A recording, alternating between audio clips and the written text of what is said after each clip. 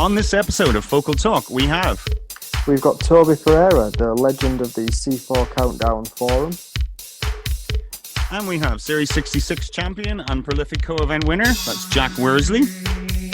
We're also going to be talking about the current predicament of the Countdown TV show that it's been put in by the coronavirus crisis. And finally, we'll be discussing the latest phenomenon that is Zoom Down.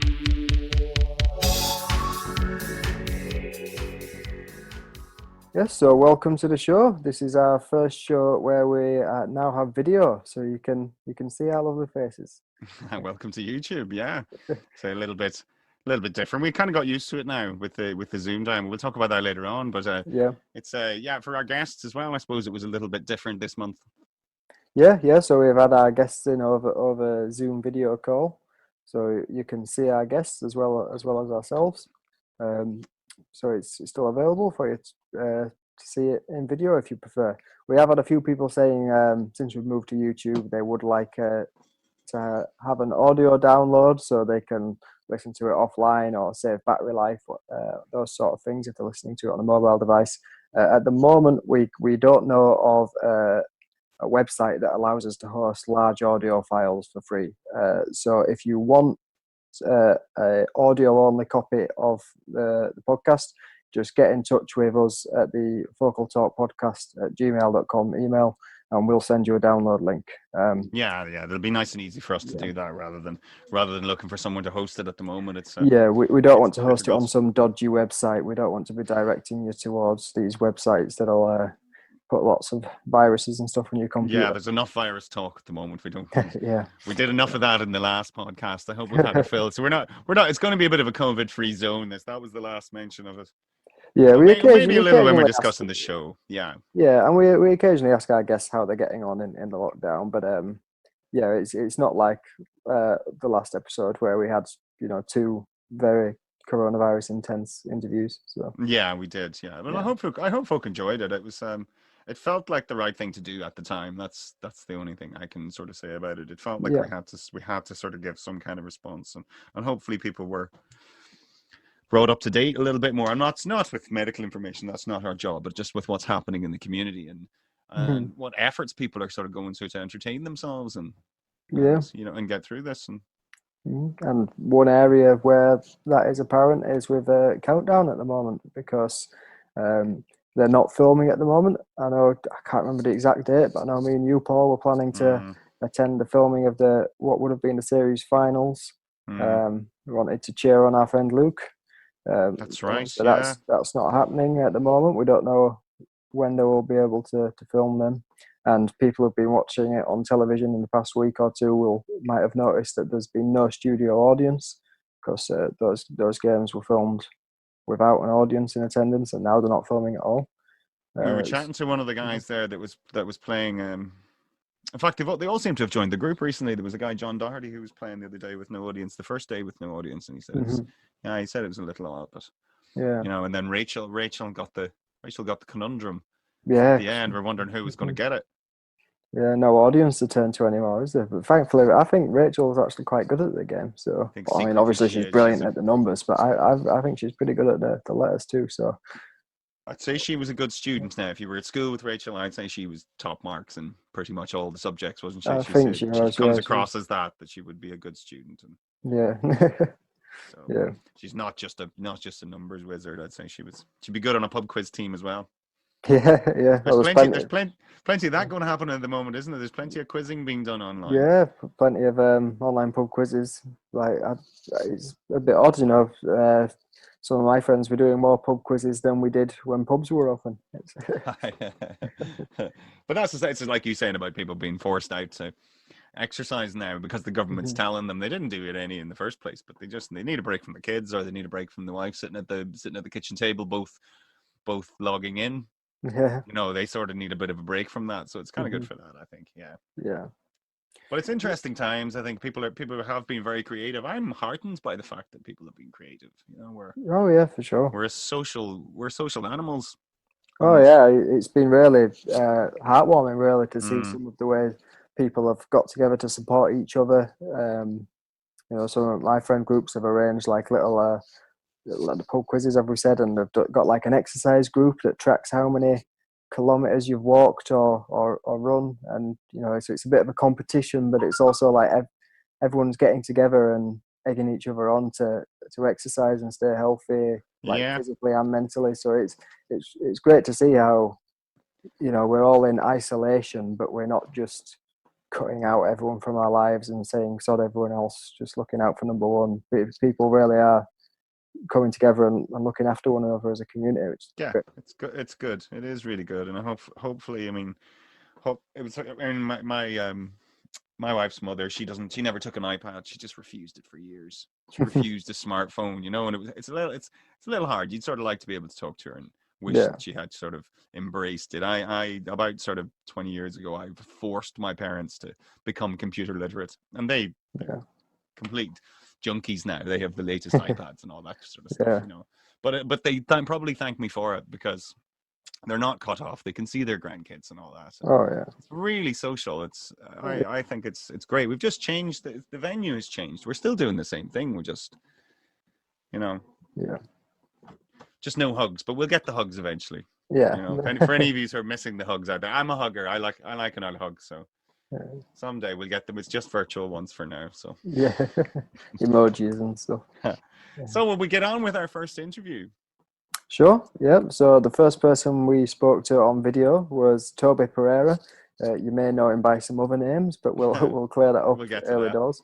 He's been around the community for a long time. He was one of the founding members of the C4 Countdown Forum and remains one of its most passionate proponents today. Stalwart, he is. An early member of Apterus. He's been to plenty of co-events. And his other big passion is running, and he's merged that with the Countdown community quite a lot and inspired a lot of others. But these are all things we'll get to with him in the interview, which you can watch now. Enjoy. So our first guest on the Now Video Forum podcast is naturally the community's most photogenic member. It's Toby Pereira. Welcome, Toby. Hi, thank you very much for having me. Welcome to the show, man. Welcome to the show. This is great. Yeah, you're our guinea pig. You're our guinea pig for the video. Yeah. Now you can see Paul's drinking wine. Normally, am I never not? Really, it's become my thing now. I'm like the new Graham Norton. Normally, that's hidden. Once you get used to it, Paul, like all the TV professionals, you'll put it in a mug so people think. You think so? I like the Graham Norton approach. I do. It's like, come get pissed with me. That's the kind of buzz I'm going for. Yep. So Toby, thanks for joining us. We've certainly got a lot to discuss with you. Let's address a couple of elephants in the room first. So we're calling you Toby. This video doesn't say Toby on it. It says Gevin. This has been dredged up on the C4 Countdown forum recently, but do you want to talk us through the history of your many names? I mean, I can do, yes. It started off back in, I suppose, 2001, 2002, when the Channel 4 forum, which was called the Reach 4 forum at the time, I think it had two names actually, the Reach 4 forum and the Talk 4 forum, had two different URLs that you could connect to it with. And on that forum, it was an old-fashioned forum, and you could just put any name in. There was no login or anything, so you could just turn up and you could type in any name. So you could put Dave Smith one day, or Gevin on another day. And there was on the Channel 4 forum, there was a countdown, specific countdown thread, and I used to post on there sometimes. I think I started, it was about 2001 the first time I posted on it. But wow, so that's a while ago. It was a long time ago, yes.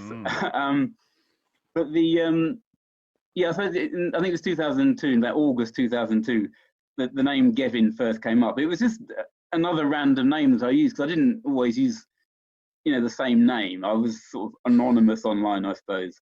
And because back in those days, people didn't use their real names on the internet. Yeah.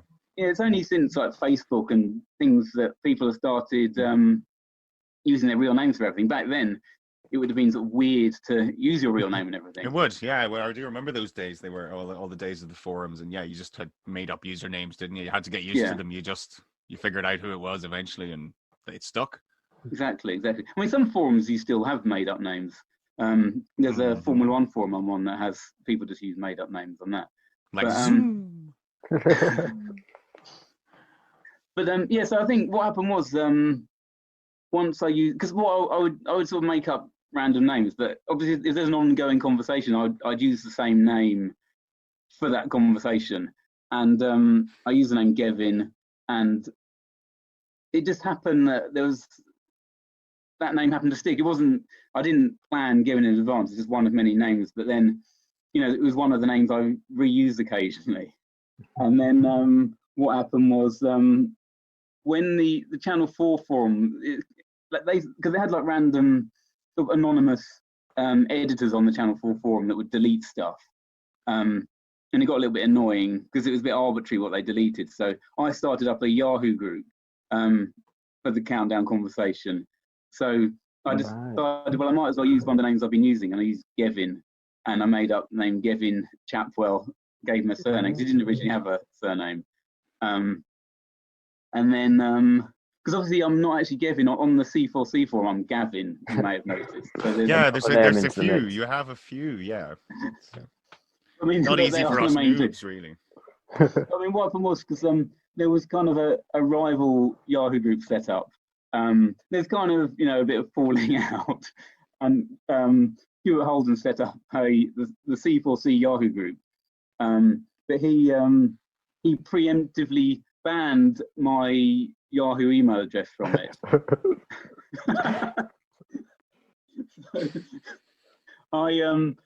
So I later joined that, but decided, I'll call myself Gavin Chipper. They said you had to use your real name on that. So I said, no, my name is Gavin Chipper. This is my real name. I'm using that now. So I went on as Gavin Chipper. So I was that on the Yahoo. The C4C Yahoo group. But then when Charlie set up the actual forum that exists now, I think I called myself Gevin/Gavin, and Charlie did a bit of tidying up with the names later on, because some people just put their first name or whatever, and he tidied up the names so people would have a proper name, and he changed mine from Gevin/Gavin to Gavin Chipper, which is what I was on the C4C Yahoo group. But I would have chosen Gavin Chapwell over Gavin Chipper. Gavin Chipper was only ever a substitute name, so I should have been Gavin Chapwell. But because Charlie changed it to Gavin Chipper, that's what I was. But on Apterous, I then decided to sign up as Gavin Chapwell. So I'm still Gavin on Apterous. Just to confuse things, I hope your viewers that you're less confused about that now. I'm more confused, to be honest. I mean, there's a thread on How many versions are there? Do you even remember all your logins? Going, who am I? Who am I on this site? Which fake name did I give? I can't remember. It's just like, it's like a web of lies. When you're spinning a web of lies, you end up with a fly in the middle, don't you? I know it gets difficult. We have to remember all your lies, and then you don't want to lie. Tell a different lie to the same person. Yeah. They'll start suspecting things. It's like those philandering men who have like 10 women on the go. You're just like, what sort of memory have you got, mate? Like, Exactly. you remember which conversations they had and which job they told them they did, and whether they were married, whether they weren't married, whether she was into that, whether she wasn't into that. It must be. I just like no. I'm too lazy to ever be a philanderer. I know that. Too much effort, isn't it? Yeah. Happily married man. I'm glad of it. Yeah, I know. The first time I actually met you, Toby, in person at Lincoln in 2014, I think it will have been. Is that when it was? Yeah, I remember like saying hello to you in the pub, and then I was like, "Hello, are you?" And then I had this like awful moment of embarrassment where I think, "Oh crap, I can't remember his name. Is it Gevin or Gavin?" Because I knew I'd seen both, but I didn't realise you had two different names. I thought it was one. I was, "Are you? Is it Gavin?" And then I remember you said, "Oh, actually, it's Toby." And that just threw me altogether. Oh, okay. I'm sorry about that. Yeah, I had this moment of like embarrassment at first where I thought, "Oh no, I've forgotten this man's name." I thought it was Gavin, but it's actually Gevin. And then it turns out it was Toby, so I was nowhere near. Is Gevin even a real name? I don't know. I've never heard of the name Gevin. But I have looked it up. There are people called Gevin. Right. Okay. But I kind of made it up independently. I didn't think, "Oh, this is the real name. I'm going to use it." I kind of cross between Gavin and Kevin, I suppose. But, it is. Yeah, that's what I'm thinking of. Yeah. There are people called Gevin in real life. If you Google it, I have come across a couple. Yeah, some real life Gevins. in their natural habitat. And how are you enjoying the lockdown? Are you a natural hibernator? I can see from your Facebook post that you're probably not a natural hibernator. You like to stretch the legs and get out. I like to go out and run a lot, which I do anyway, because they let you go out once a day to exercise. Although actually that isn't the once law. For Gevin, once for Toby, once for Gavin. Exactly, I can go out 3 times. But no, apparently it's only in Wales that it's the law that you can only go out once. You're allowed to actually go out multiple times, but it's just the government recommendation to only go out once. Mm-hmm. Not that I would go against government recommendations, of course. I just want to put that out. Yeah, well, there's certain places they're not allowed to exercise at all, aren't they? So yeah. In other countries they're a lot stricter. Yeah, it's just you're completely shut into your house. With China, where they had put tape over your door, like tamper-proof tape, and people said, well, what do I do with my rubbish? And the guy came at 11 o'clock in the morning, and you had to stand well back, and they cut the tape, took your rubbish out, and then retaped it up again. So, quite extreme, isn't it? That's glad we don't have that. So not yet, anyway. But it could feel like that to someone like yourself who likes to run free. Yeah, but I mean, it hasn't really affected my running particularly. Just going out generally, obviously, is thing that it's sort of blocked. But I mean, how are you two finding it?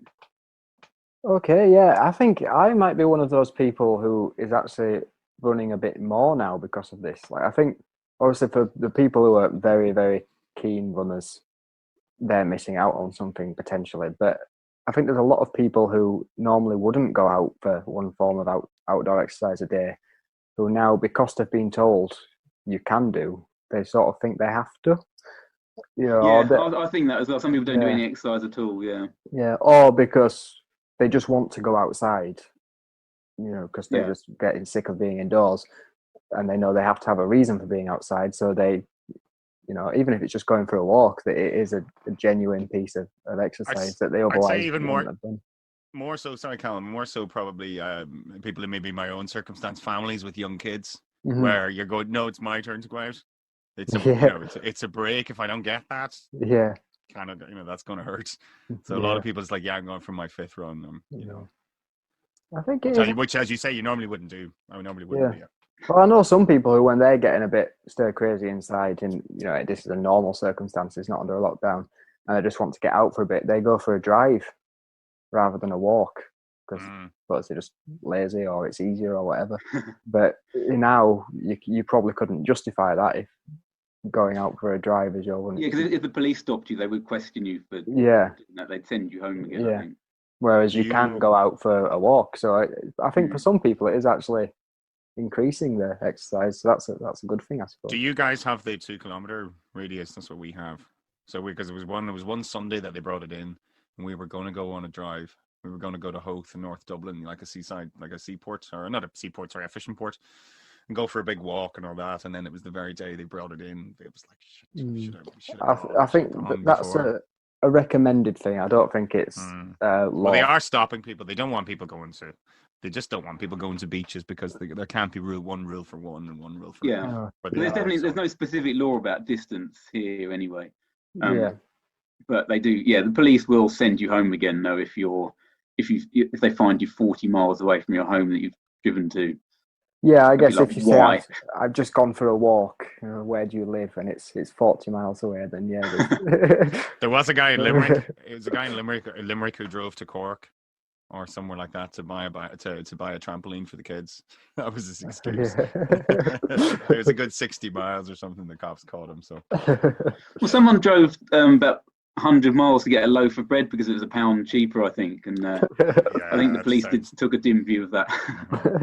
I wouldn't say that was the reason for their journey. It was the reason he gave anyway. You've got to admire the creativity of some people's reasonings. Well, there was one, I was reading a story there just this evening about they were talking about even like criminals are affected. They're trying to move drugs around and stuff like that, and they're completely like walking targets now.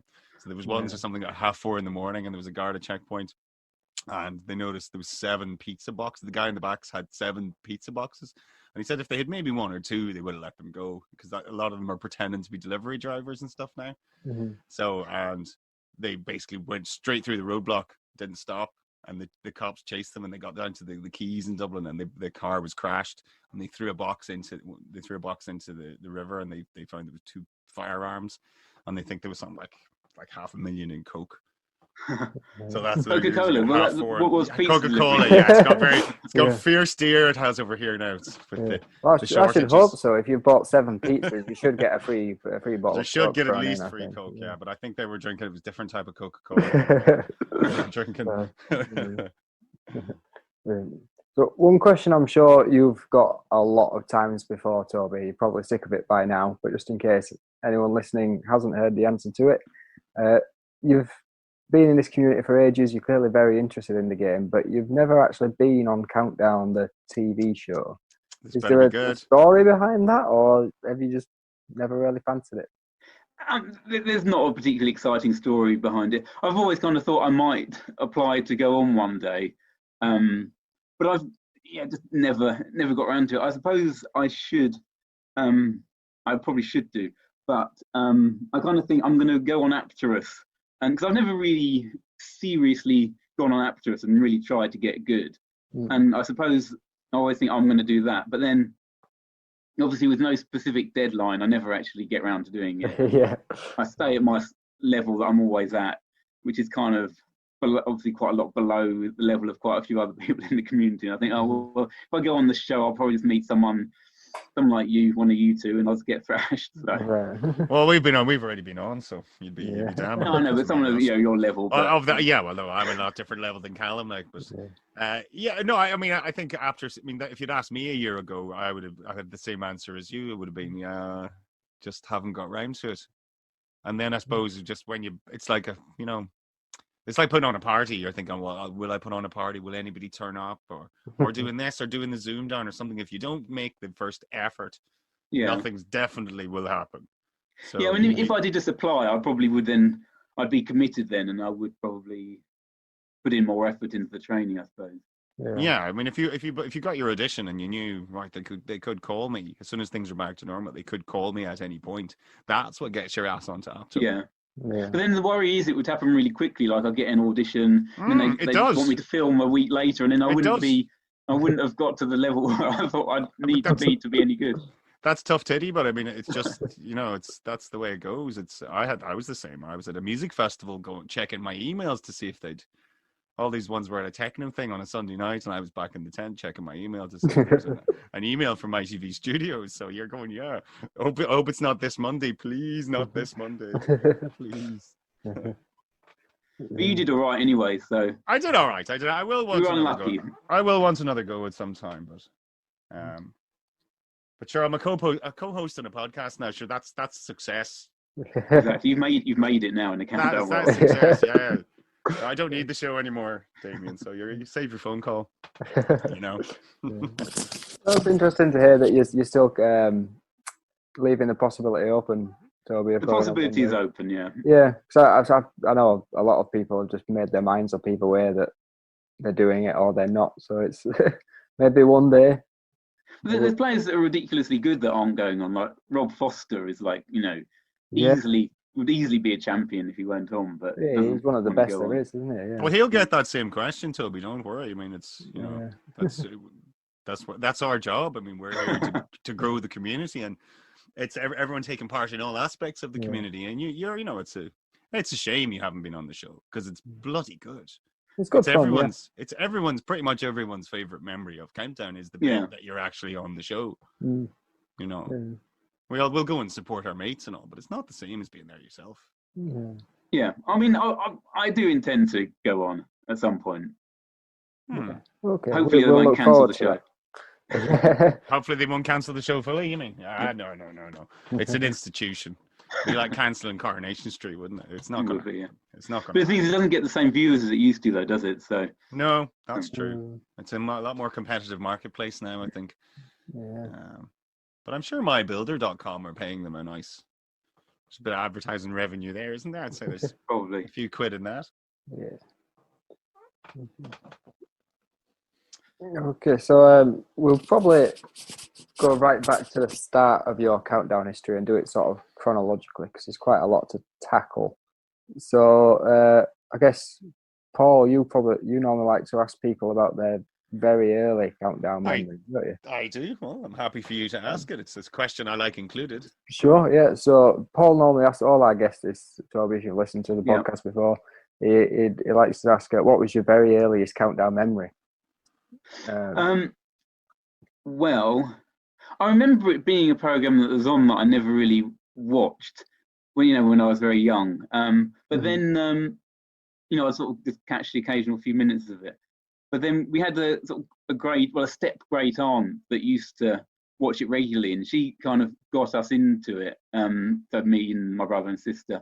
And the first series I remember sort of watching at all, any sort of regularly was it'd been, I can't remember what series number it was, but it was the one that John Clark won in about 1987.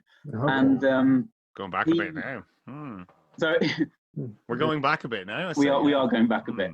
So he won his series. He was unbeaten, but I think he wasn't an Octo champ because he won.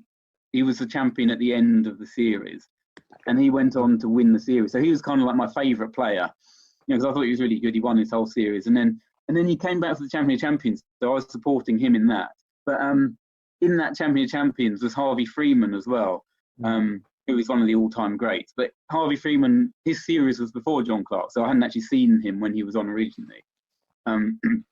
But he was the number one seed in that Champion of Champions. Because back then they actually had seeding for the Champion of Champions. And Harvey Freeman was number one. I can't remember what seed John Clark was, but he wasn't like number two or anything because he hadn't been an Octo champ. And they did the seeding on like number of points or something. Because he won like 5 games or something and then went straight to the finals. There were a few other people. I think on averages he would have been second behind Harvey Freeman. But because of seeding, he ended up meeting Harvey Freeman in the semi-final, and he lost on a crucial conundrum. So yeah, that was basically my early memories of it. And John Clark, by the way, he met Harvey Freeman again in the semi-final of the Supreme Championship, where he lost again, which Harvey Freeman went on to win. But that was a few years later. But so that's kind of my earliest memories. John Clark winning series, and then obviously going on to lose the Champion Champions. Yeah. And what got you really into it enough to get into the early days of the forums and stuff? Was there a specific spark for that, or was it just like a gradual accumulation of interest? Well, it was because ever since I was a child, sort of watching it back then in 1987, I kind of watched it on and off. I didn't sort of watch it the whole time. There'd be a series where I'd watch most of it, and then I might disappear and not really watch it for a while. And then I used to. It was kind of because the Channel 4 forum that I went on. It was it was a general forum for Channel 4 shows and stuff. And I used to sort of go on that when I was at university and just sort of troll and stuff as you do. And I didn't really watch Countdown that regularly at the time. But then there was the Countdown thread. I used to sort of have a look at it and read and then start posting nonsense in it as well. And because some of the people who are actually on the show were posting about it as well, because people like Ben Wilson and Chris Wills were on around sort of 2001, 2002.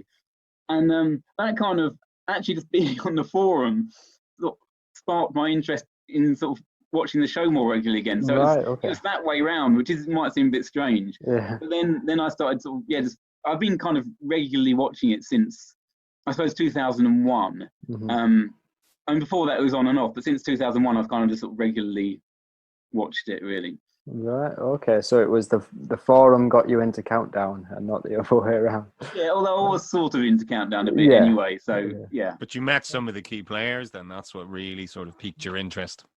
Yeah, I suppose so, because of the fact that it was the actual contestants and, the series champions that were posting. I found that quite interesting that, they were posting under their real names. Because that was the other thing, because, I always say, I always used to sort of post under fake names, as most forumers did in those days. But on the Countdown thread on the Channel 4 forum, people use their real names. So on there, I was the weird one using made-up names. Well, if your real name is quite well known, I suppose you're going to use it, aren't you? You're going to. Ben Wilson he's going to use his real name because you know his real name. Yeah, because it's not going to make any sense to say, "Oh, I'm on Countdown this week. I'm Joe Blogs," when Joe Blogs isn't on Countdown that week. But, it makes sense to use your real name if you're actually on the show. Yeah, I suppose. And then, how much were you involved in the early days of playing Countdown online on MSN and Aptris and that? Because I know Aptris users will know the name Gevin from things like Gevin Scoring and Gevin's Delight. Yeah. And I believe you had a hand in the creation of some of the variants too, including Hyper, which me and Paul are big fans of. So, well, yeah. how did your fingerprints end up all over the online playing of the game? Well, I never really used to play on MSN actually. I joined Aptera sort of quite soon after it started in 2008. I wasn't like one of the first members. I think I joined in like August 2008. It'd been around about a month or two before that. But with the like Gevin Scoring and everything, it was because I used to post on the forum that I thought that 18 points for a 9-letter word was a bit much, and it kind of. You sound like Nick. Nick, that's what Nick thinks, you know. Nick's like, oh, I didn't know that. I didn't know he had any opinions. He does. I didn't know he had opinions on Countdown. He kind of gives out to you when you get. He kind of gives out to you when you get a 9, as you're like, as if you just cheated or something. You're like, I haven't cheated. That's how you play the game. Okay, I thought he just turned up to present the thing and didn't have any opinions on it. That was kind of my impression.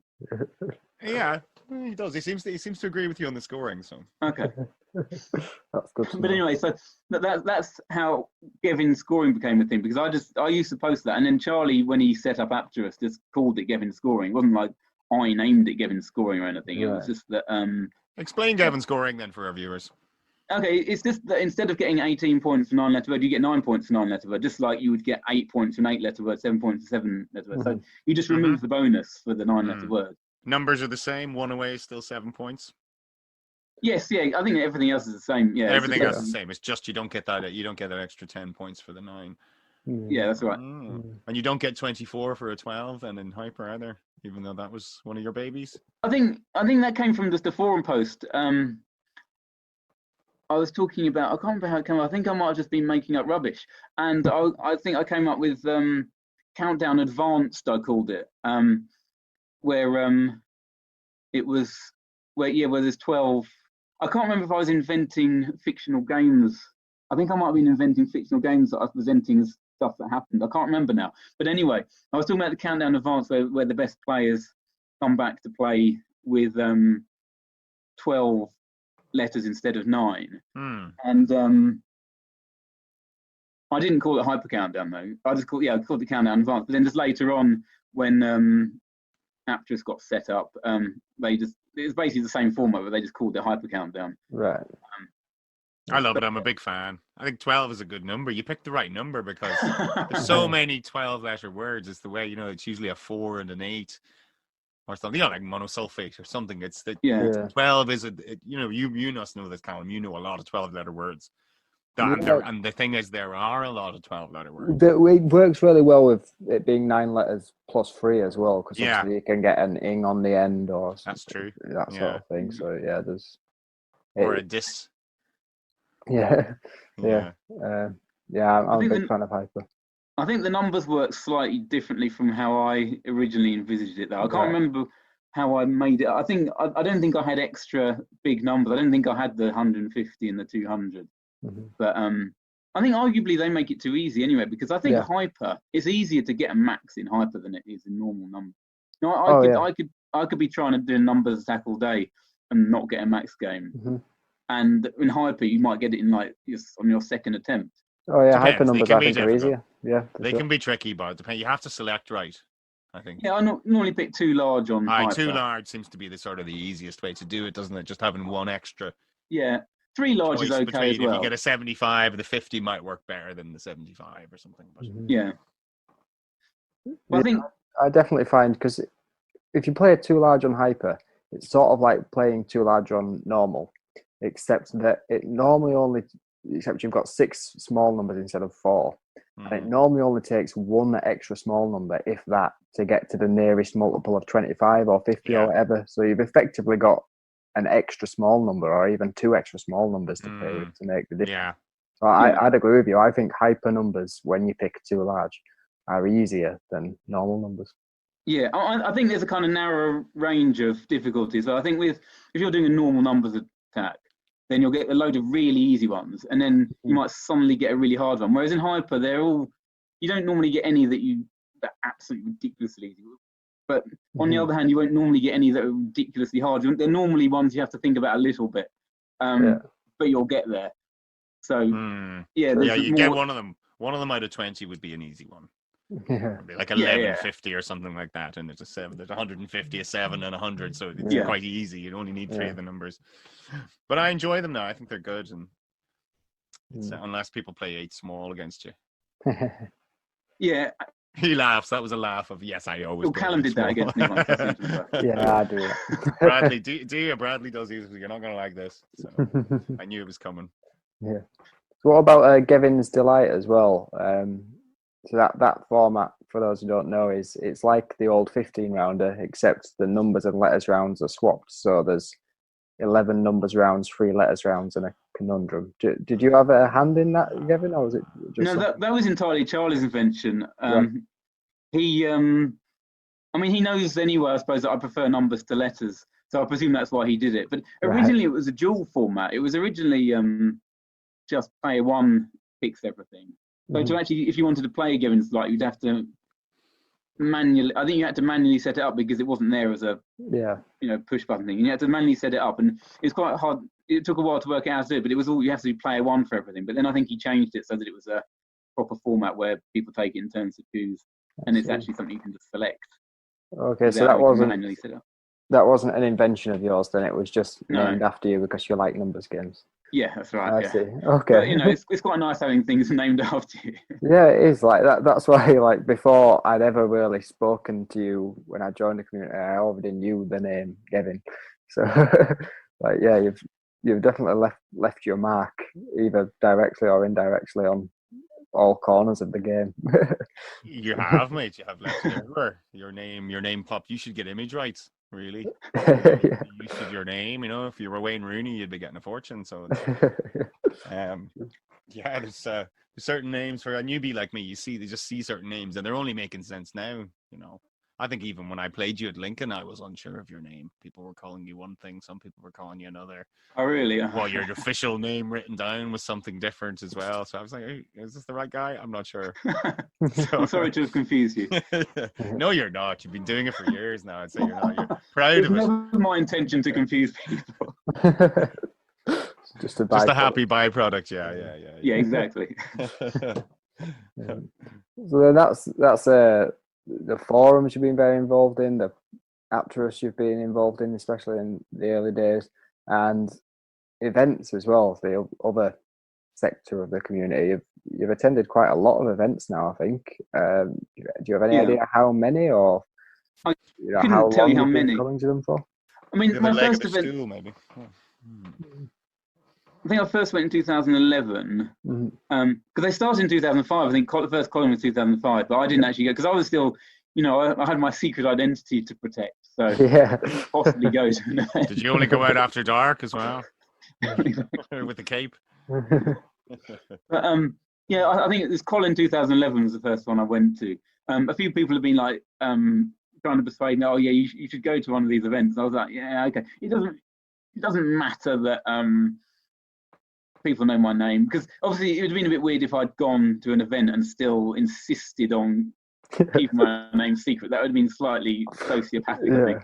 I think it's fine just online, but because I mentioned before on the when the alternative Yahoo group got set up, there was some sort of falling out. So some people I wasn't entirely sure where I was with them, if you see what I mean. Whether they got on with, whether they felt they would like me or not. So I decided after a few years on the C4C forum that relations are better. I got on with most people, and I thought, I can. It took 4 years, didn't it? 4 years now. We're good now. Yeah, we're good.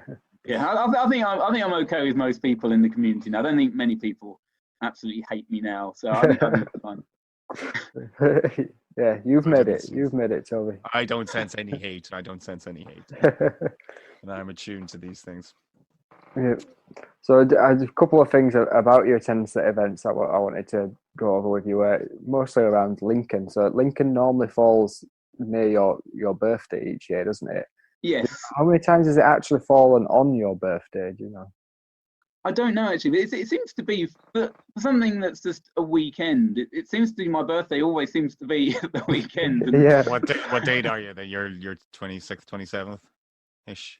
My birthday's on the 26th.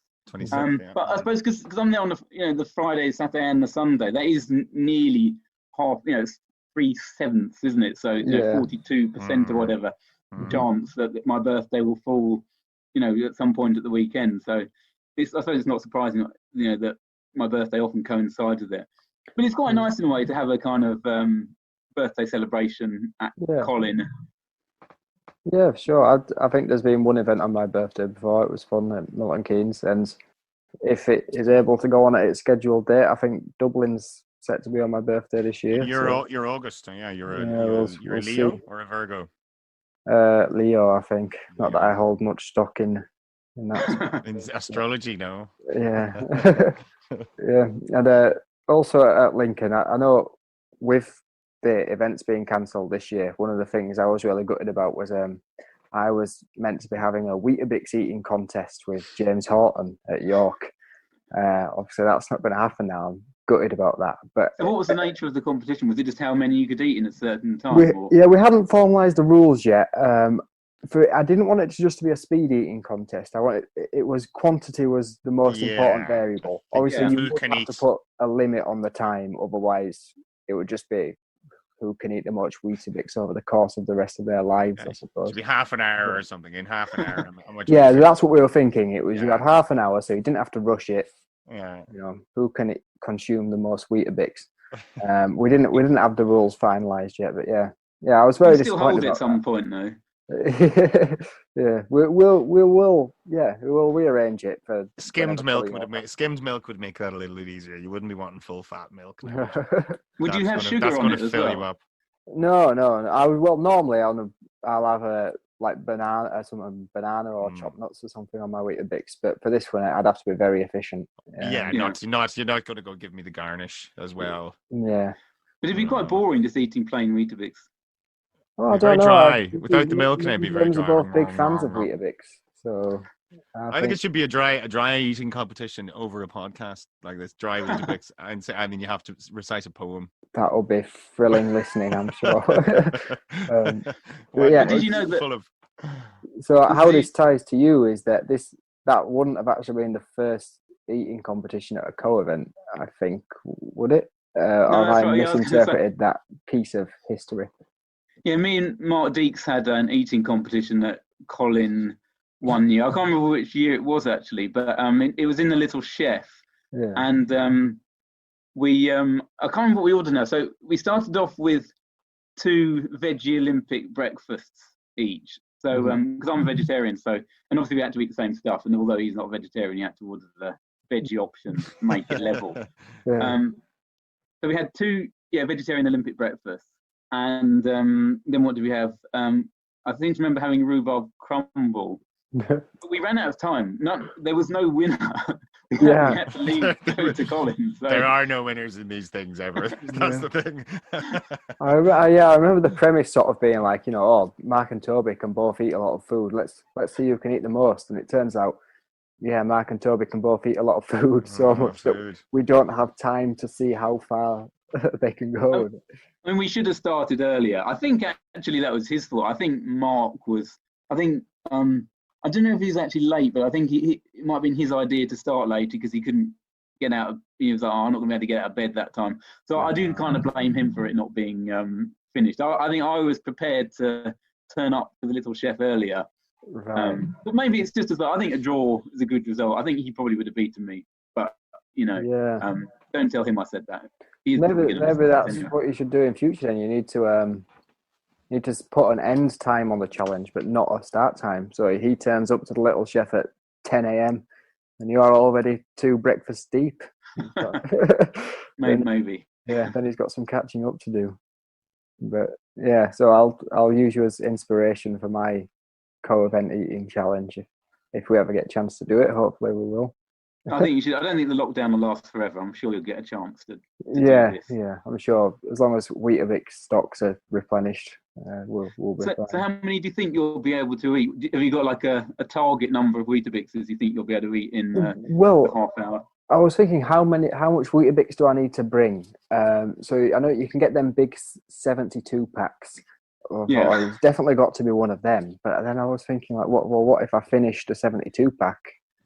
So would you be bringing your own Weetabix, and he would be bringing his own Weetabix, or would it be like a pooled resource?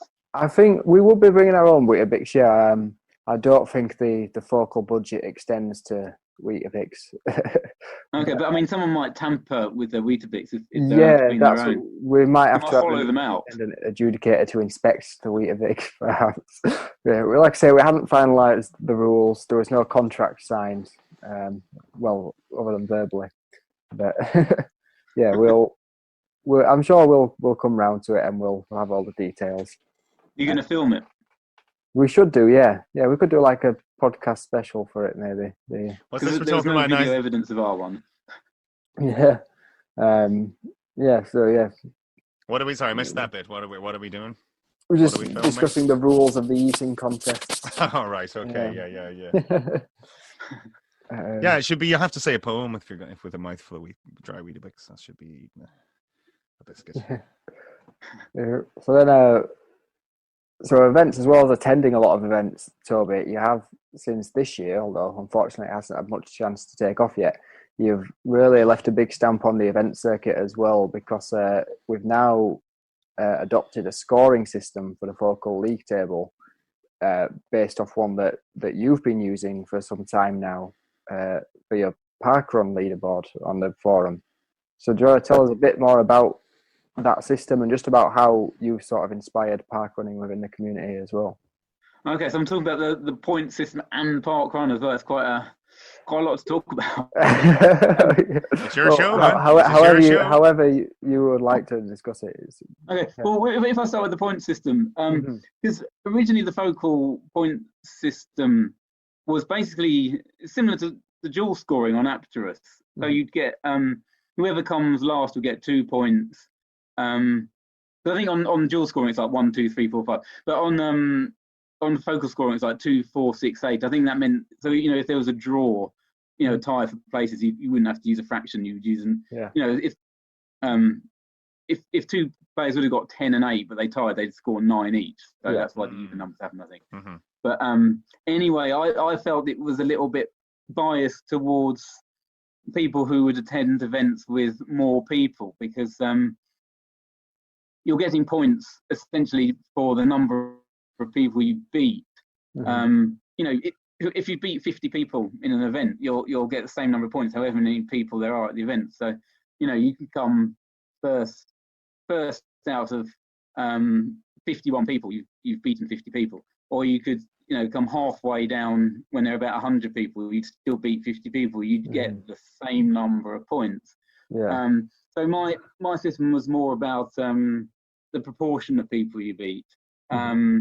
It's kind of the way it works is originally I did it sort of a 0 to 100 scale, but and you'd get fractions, and I think it was Tim Down that then suggested maybe doing it up to 1,000 as the maximum, but then just do away with fractions, because then makes it easier if you haven't got I've got 693.284 points or whatever. Just get rid of the point at the end.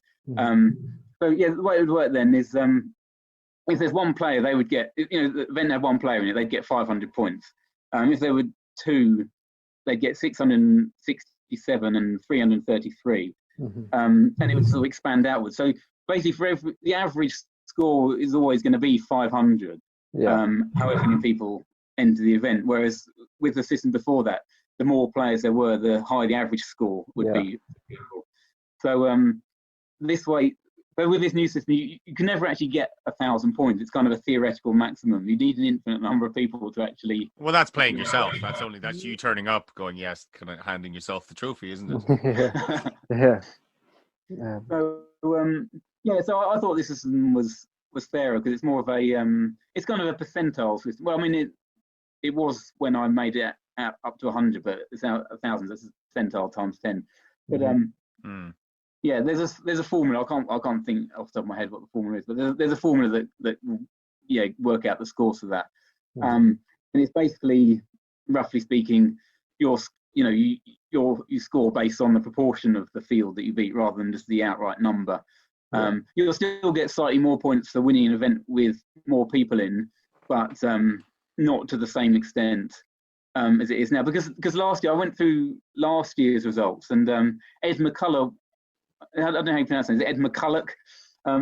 He won 2 events, and he finished behind someone in the end of year standings who I think they turned up to one event and finished somewhere in the middle, because they turned up to London where you get loads of points. And because Ed had turned up to some smaller events, although he won them both, he's behind someone that just came somewhere random. That doesn't seem fair, does it? Just going to a big event and me just filling middle of the table somewhere and get loads of points. That doesn't seem fair. Yeah, that was definitely the biggest example of how the system can go wrong. When someone finishing, I think, 35th or something like that at an event could then end up with more points than someone who had won 2 events. It's just ridiculous. So there's kind of I've been kind of pressing for it for a while, and eventually people were like, "Oh yeah, we'll go with this system." It rewards attendance, I suppose, doesn't it, as well? Yeah. So it is a good encouragement for that, but then it doesn't allow smaller events to sort of increase their attendance, because people who care about focal points, I know a lot of people don't, but we'll look at the smaller events and then think, there's no point going. It's not as many as I could win that event and not get as many points. Like, because you also with the focal system, you can only score points from a certain number of events, about 8 or 9 events. Can you? Even if you win 10, you can't score.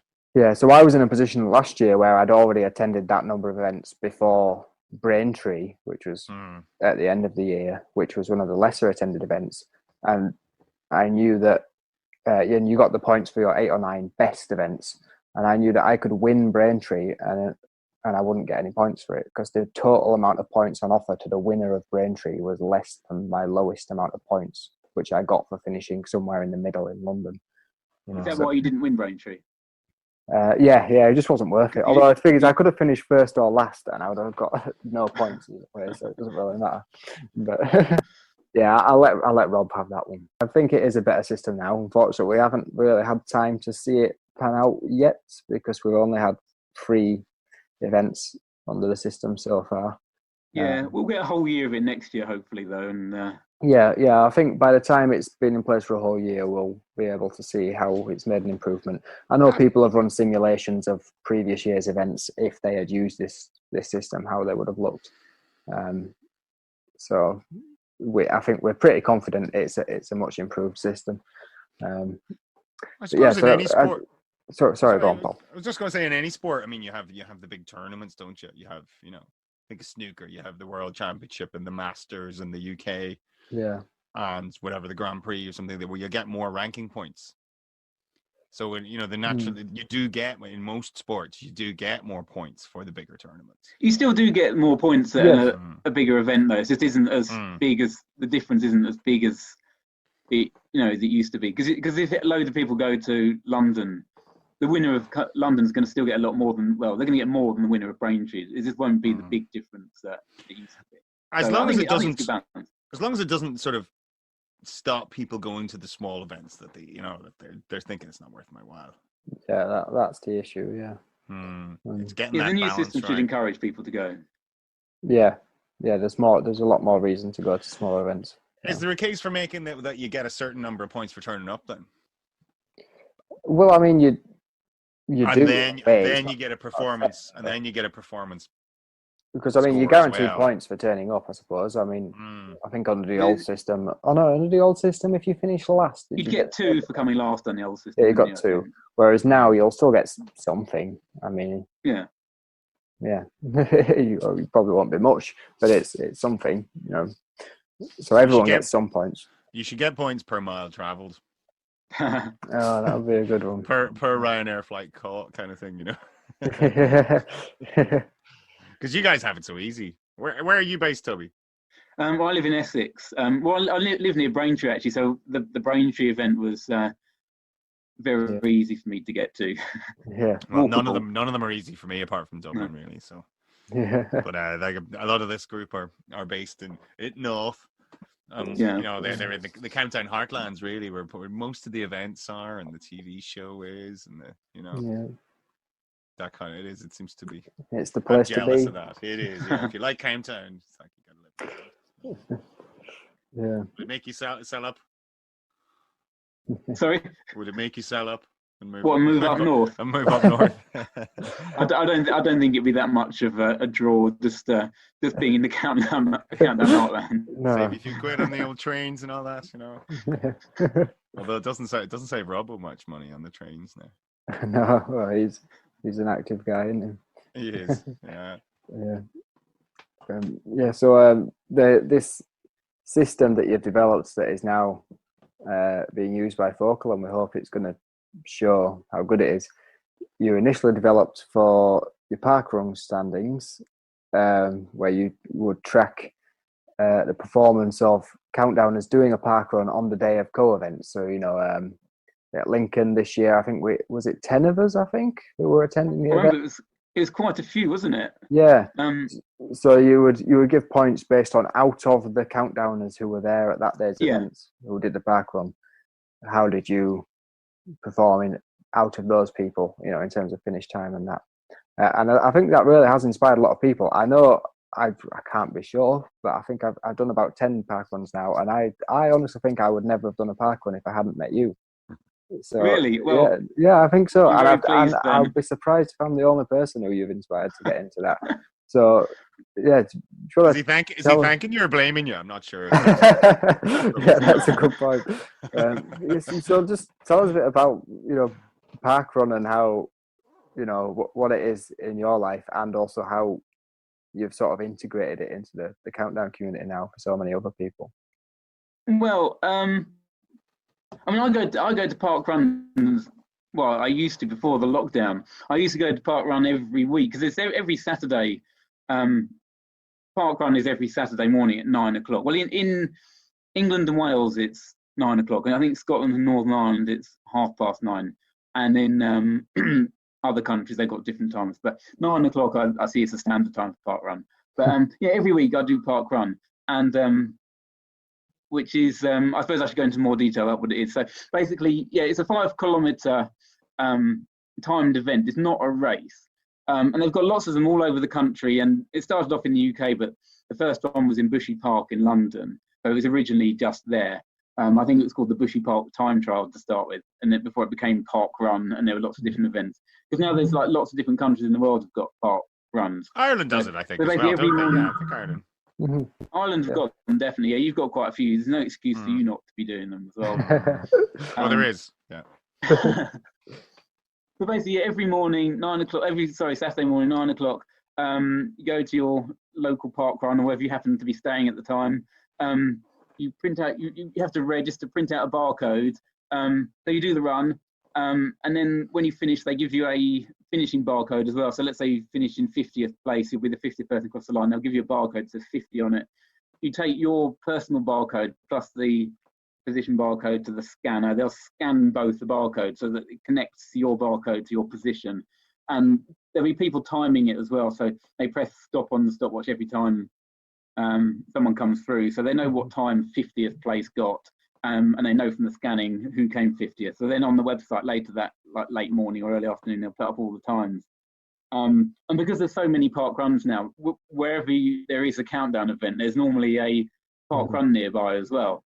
And so the co-events, obviously, they're normally on a Saturday morning. So there's normally time to do a park run first. I'm an obsessive park runner now. I can't possibly go Saturday morning without doing a park run. So whenever I do a countdown event, I'll always do a park run, and and try and persuade other people to go. So I think it was actually Matt Bayfield that started up that thread on C4C though. Oh, was it? Okay. Recaps one, because I think because we did I think it might have been I can't remember which the first one was. I seem to remember the one in King's Lynn. I don't know if that was the first one, but I remember running with him in King's Lynn anyway. And that might have been the one that made him start up the thread. I can't remember. But he obviously doesn't go as much as me now anyway, for the countdown events or park run generally. So I've kind of taken over the thread. Yeah. And Yeah, I decided because I was doing several of these in a year, before a countdown event, and a few other people had decided to as well. I just decided we could make a championship of it. Yeah. And so I mean, I didn't that scoring system. I didn't actually invent it for the parkruns. I think I suggested it before anyway for Focal. Right. And then I thought, well, as Focal aren't using it, I might as well use it for the parkruns and see how it sort of goes with that. Because I'm obviously not committed to use the same scoring system as Focal. I can use whatever I want. So I decided I'd use that and see how it worked out. And I thought it worked quite well for the parkruns. Yeah. And and having a championship was good because he obviously, as you say, encourages people like you to come along. Yeah. Competitive types, you mean? Yeah, he'll enter anything as long as there's a competition. Yeah, exactly. Yeah. Oh, well, I know a lot of people when they're thinking about going to a co-event, they would normally think, "Oh, I'll just travel up on the Saturday morning, get there for 10:30 or 11 o'clock, or whenever the event starts." If there's a parkrun nearby now, they will say, "Actually, no, I'll travel up on the Friday night. I'll stay over so I can do the parkrun in the morning," which is obviously it's great because it gets them to the parkrun. But it's also good for the sort of socialising around the event because it means more people are turning up on the Friday nights before events now as well. So that's it, Callum. I think the parkrun leaderboard has actually improved the whole co-event weekend experience. Do you not think it's a testament to you, man, that it's part of the co-event sort of diet now that you have to put it on? I mean, even me, I'm not a park runner. But when me and Eddie were talking about Dublin, if it goes ahead this August, hopefully we were back. We were researching park runs, and neither of us would be park runners. But that's certain people. Maybe that they won't come, but they'll be far more interested in coming if you're putting that on for them. So I mean, that's testament to you that you've included that as a staple of a co-event now. Well, parkrun itself is a very social thing anyway, so I think it kind of fits in very well with the whole social countdown thing anyway, because it's not, they say it's not a race, although people treat it as a race. It's some people say it's first and foremost a social event where you happen to run. I would agree. But obviously, you can be competitive at the same time and have a social time. So it works on many levels, I think, and I think that helps it fit in with the whole countdown community as well. I think it's very important. It's not, like I say, it's not for everyone, but it is that social aspect encourages people who aren't runners, aren't automatic runners. I think it's here to stay. I don't see it shifting from the co-event calendar. I think it is here to stay. So, and you seem to be Mr. Parkrun of the countdown community. Absolutely. I'm probably more obsessed with parkruns than most other people in the countdown community. That's probably true. And are you involved at any sort of national level or anything? Do you have anything to do? Is it just through Countdown that you organise this, or do you do it socially on your own terms as well with your? I do parkruns anyway, but I'm not involved in any organisation of anything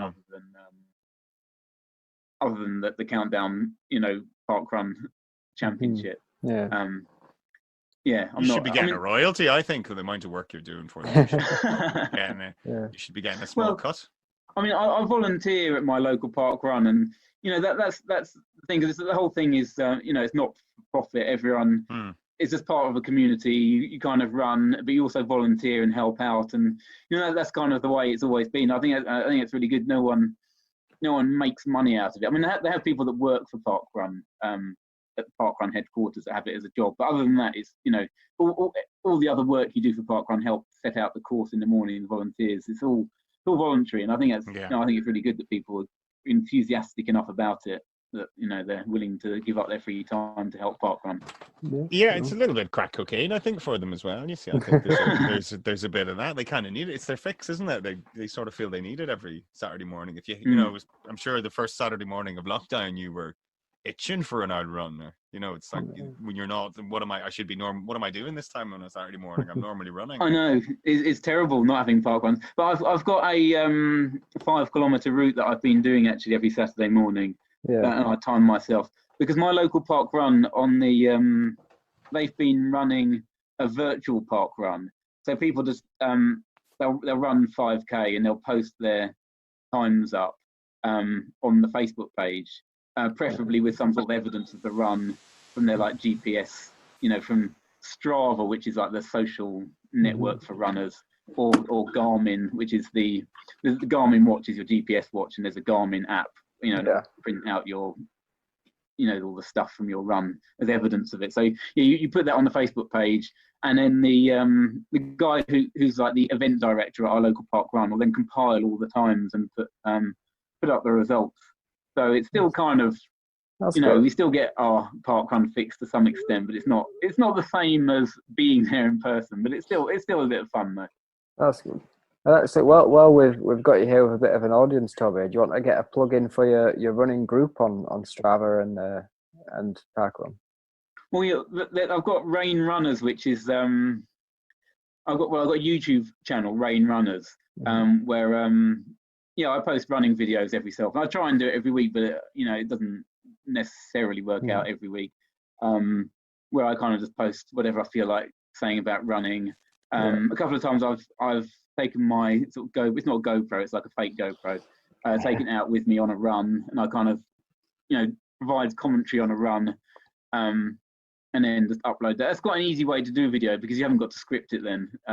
That's what we're thinking with the live thing. You see, we don't have to do anything. We don't have to do any editing. Nice. Yeah, because I find that if I'm doing my videos, when I've got my scripted videos and I'm just standing in front of a camera, it takes me hours to actually get through it because I keep like stopping and like, I messed that bit. I've got to do that again, and I have loads of jump cuts. Whereas if I'm just out on a run just talking, the talking ends up fairly flowing anyway. And I think, why can't I do this when I'm in front of the camera with a script? But it doesn't work out like that. But would you get a second person then, like we do, where you have that back and forth, where you can't think of something to say, the other person can, and it kind of keeps you, keeps it going, that dialogue, I suppose. Yeah, I suppose it does help having someone else there, because I suppose with my videos I've just done them all on my own. But the other thing as well I want to plug with the Rain Runners thing is I set up Rain Runners as a park run club as well. Because if anyone's ever done park run or looked at the park run website, if you look at the results, it will have someone's name, and if it will have their club as well if they're a member of a club. And the clubs don't have to be like official clubs. Anyone can just set up a club on Park Run. You just email them and say, which is what I did. I just sort of put in a request to have Rain Runners put as a club. So, so if anyone's watching this and they do Park Run, then you can put Rain Runners as your club on Park Run, because I'm trying to get as many people as I can to have Rain Runners as their club. Because I want to make the leaderboard, because there's like a top 40 club list on Park Run. And I want to get onto that. Well, I want to be top, but obviously, that's a bit ambitious. But, got lofty ambitions. Gotta be top. No point competing if you don't want to win, man. Exactly. So if either of you two want to add, I know Callum, you've got a Parkrun account, so you can. I've not set it up on Parkrun yet. I've set it up on Strava, but not on Parkrun yet. Go on your Parkrun account then, and put Rain Runners as your. We'll put on. Seems as we're going out on YouTube now, we'll put one of those smart card link things on the video now to your YouTube channel, and I'm sure all the details will be there if anyone is interested. Excellent. Are we going out live tonight, Callum? We're not. Are we live streaming? No. This is being recorded. We're doing a recording of our first video podcast to check it all works. Just in case, In case we might go live in future. Yeah. Someone might swear or something, and then you've got to bleep it out. Well, you're a fairly talkative chap as well. Maybe with some of the guests we have, I mean, I'm sure we could all think of someone that we'd love to interview, but they may not be the most talkative. So in that case, you're kind of wanting to maybe chop it together into maybe a little bit more, more of a flow. But I mean, there's no problem with yourself, because you're a man who likes to talk, and that's what we like. That's why it's called Focal Talk. Oh, and your big whinge. The feud continues. Yeah, it does. Yeah. No, I will win. I've got the microphone. The guy with the microphone always wins. Yeah. True. So that's Toby. For those of you who didn't know him too well, he's been involved in the forum, in Aptris, in events, and in the park run as well, which is now a legit part of the current experience in its own right. So is there anything else you wanted to tell us or talk to us about, Toby, before we sign off? Oh, I don't know if I can think of anything actually. But I know if anyone wants to know the Toby outside of Countdown as well as you're running, I know there's plenty of interesting facts about you. I know you've published a book. You've stood in a general election as an independent candidate. Have you? My word. I can talk a bit about them if you want. Are you from a you'd like to, political? yeah. I don't Are you from a want to political press you. family? It's normally political dynasties of. No, I'm not. It's not like the Clintons where everyone stands for president. But, it doesn't have to be. It doesn't have to be presidential, but I mean, it can be a council. No, level. yeah, it's not really. I mean, people in my family are kind of interested in politics. It's not. I wouldn't call it a political family.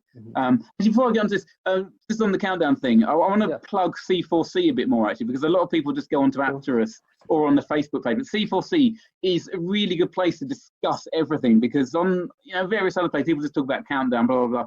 But on C4C, interesting political debates happen on there. You can debate anything, but it's died a bit recently. There aren't enough people that post on there. We need more posters on C4C. We can have great conversations, great debates. So everyone log on to C4C, and also if you haven't got an account, obviously sign up to C4C and start posting.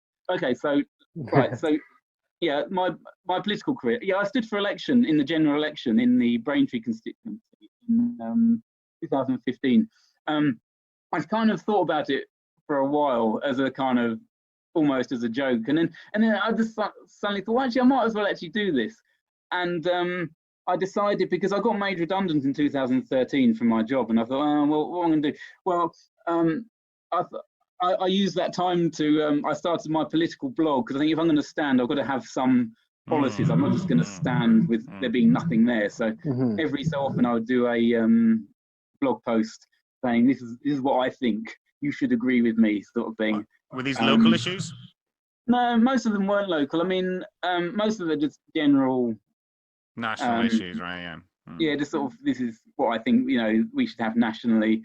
The blog's still up there somewhere. I can't remember what the URL is. It's on WordPress anyway, but it's easy to find if you just Google Toby Pereira WordPress or something. Yeah, so it's all still out there. Yeah, so I just decided to stand. And I didn't come last because there was a BNP candidate that stood, and he came last.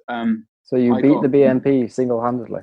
I did single-handedly. And also I kind of take the responsibility for the Liberal Democrat candidate not retaining his deposit as well, because he only just missed out on, was it like 5%? I can't remember, was it 5 or 10% you need to get to retain your deposit? Whatever it was. Yeah. He just missed out, and I think I decided that if I hadn't stood, he would have got. We were quite close, so I think I decided that he probably would have made it if I hadn't stood. Yeah. So I was quite pleased. Do you mind telling us how you got on? Do you remember how many votes you got? Or? Yeah, I got 295 votes, so I was just short of 300. That's not bad. It was 0.6%, I think. Yeah. So. I wasn't anywhere near the first place, because James Cleverly, the Conservative candidate, it's a very conservative area, because he got over 50%. But I mean, I think we have had Labour before. I think in '97 and 2001, when in the early Blair years, where Blair landslide, yeah. But I think in 2005, when Labour still won, the Conservatives got back in before. They got back in Braintree before they got in nationally, because they were, we're more conservative than the rest of the country. But yeah, but obviously we're back to full Conservative now. James Cleverly, actually, he came to my local park run to tie it back to park runs. Is he Northern Ireland secretary now? Is that I don't know. Is he Northern Ireland secretary? I know he was. I know the party name. Chairman at one I know point. the name. So yeah, go on. Sorry, just the name rings a bell. Okay, he was party chairman. I'm not sure if he still is. But anyway, he came to my local park run because he wanted to do a publicity thing, I suppose. He turned up and he sort of filmed himself and filmed some of the running, and he said he was going to he didn't run at all. He just turned up in his normal clothes and he said, oh, I regret this now. Oh, I should have come in my running stuff. I think he promised to come back at some point, and that was in 2016 it must have been that he did that. So it's been, I think it was October 2016. So this year it will be so it's like 3.5 years. So this year it'll be 4 years since he made that promise to come back to the park run, and he still hasn't done it. So we're still waiting for James Cleverly to come back to Great Knockley Park Run. And you're still holding him to account for that. Yeah, put that on your blog. Yeah, and also the other thing about, sorry, you got to call him out over YouTube. I'm I'm waiting for you, Cleverly. I'm waiting for you. I also did I used to do stand-up comedy, actually. Well, I say I used to. I mean, I've never actually given it up. I haven't done it for a while. But after the election, I did a stand-up piece on James Cleverley's leaflet that we got through the post. That is actually on YouTube somewhere. If anyone wants to watch it, basically making fun of James Cleverley's election leaflet from 2015. So it's obviously very topical now. But yeah, we'll try and find that maybe if we can. We'll try and link that as well if we can find it. Yeah, or even insert it in. We'll just cut to that now. Okay, we're watching that now. But yeah, you should be narrating over it now if you can remember it from memory. I did forget. I seem to remember forgetting my lines a couple of times in it, and kind of having to think on my feet. But I think it went okay. Some people said they enjoyed it. Man. So you're a brave man. I like. Yeah. All you have is this. All you have is your microphone. Yeah. You know, most other performers would have a guitar or a keyboard or a set of drums or something to hide behind. When you're on that stage and you've people just standing with their arms full, going, "Make me laugh." I know it is just you. You're on not your own. funny. Make me laugh. It's like, oh God, you know. That kind of thing. You need to have a big set of cojones, I think, to even walk up those steps. Oh yeah, but I haven't done it. I think that was the last thing I did. That was nearly 5 years ago. I've never. I need to get back into the habit of doing it. Obviously, I won't be able to do it now in lockdown, but I need to get back to it. I actually quite enjoy doing it, but it does make you nervous. Totally. Yeah. Is it the buzz and those nerves? Is that what you do it for? Oh God, I have to. Yeah, I don't know. It's just kind of. I do enjoy kind of the sort of feeling of like I've now got to go out there. It's just me. There's all these people sitting there, and I've got to entertain them for the next however many minutes. Focuses the mind, doesn't it? Yeah. In some people, I think some people just they collapse. Oh, there's some people like those challenges and others don't. So. Yeah. Are you gonna have a go at doing it? Well, we're gonna do the show live, and I think that's you know, we mentioned it to some friends of ours, and they kind of looked at us like we had two heads. As what do you mean? What? Like they couldn't get their head around the fact that you did want to do it live, because we're just lazy. It's like we're thinking of, you know, we're editing Connor Travers short bits, so that was a week of editing to get it down into a small amount, because it was a huge long interview. So that's, you know yourself, Callum, you don't want to be having to do that every week. It's a good excuse as well if things go wrong. You can say, oh, well, come on, it was live. You know, it's nice. If you've edited something and polished it and put it out to publish because you think it's ready, and then there's imperfections in it, and people... Yeah, it's still shit. Yeah, that's your... They might be more critical, I suppose, Yeah.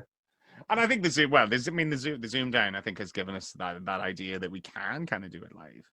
Yeah, so... Assuming there's no technical issues with the rendering of this podcast, we'll hopefully be going live from the next one, but we'll see. Yeah, exciting. Yeah. It gives us more options, I think, as well. Once we sort of get into it, we can, you know, maybe we can have that clip of you on YouTube for it. If you had those things ready and you know we were confident of the technology, then we could splice those in. Yeah. You know. Yeah. Easier said than done. We don't have, you know, you're not working under studio conditions with best boys and key grips and gaffers and all that kind of stuff. Whatever all those people, you don't know what they do, but it's kind of important. Yeah. Just strapping down a few cables or something, but it's so you don't trip. Do you want me to mention my book? Or so I was going to mention that as well. Yes, the book. Just to make it all about me. So is that still available to purchase? It is still available to purchase. You can, it's called Stuff and Consciousness, Connecting Matter and Mind. So Connecting Matter and Mind is like the subtitle. Yeah. You should see that link below you now, folks. All good bookshops. You can buy it from all good bookstores. It's available on Amazon. There's a couple of other online places you can get it from, but you can get it from Amazon. And it's probably the best book that's ever been written, I would say. Yeah. So you definitely need to buy a copy of it. Get off the fence there. Get off the fence. Tell us what you really think.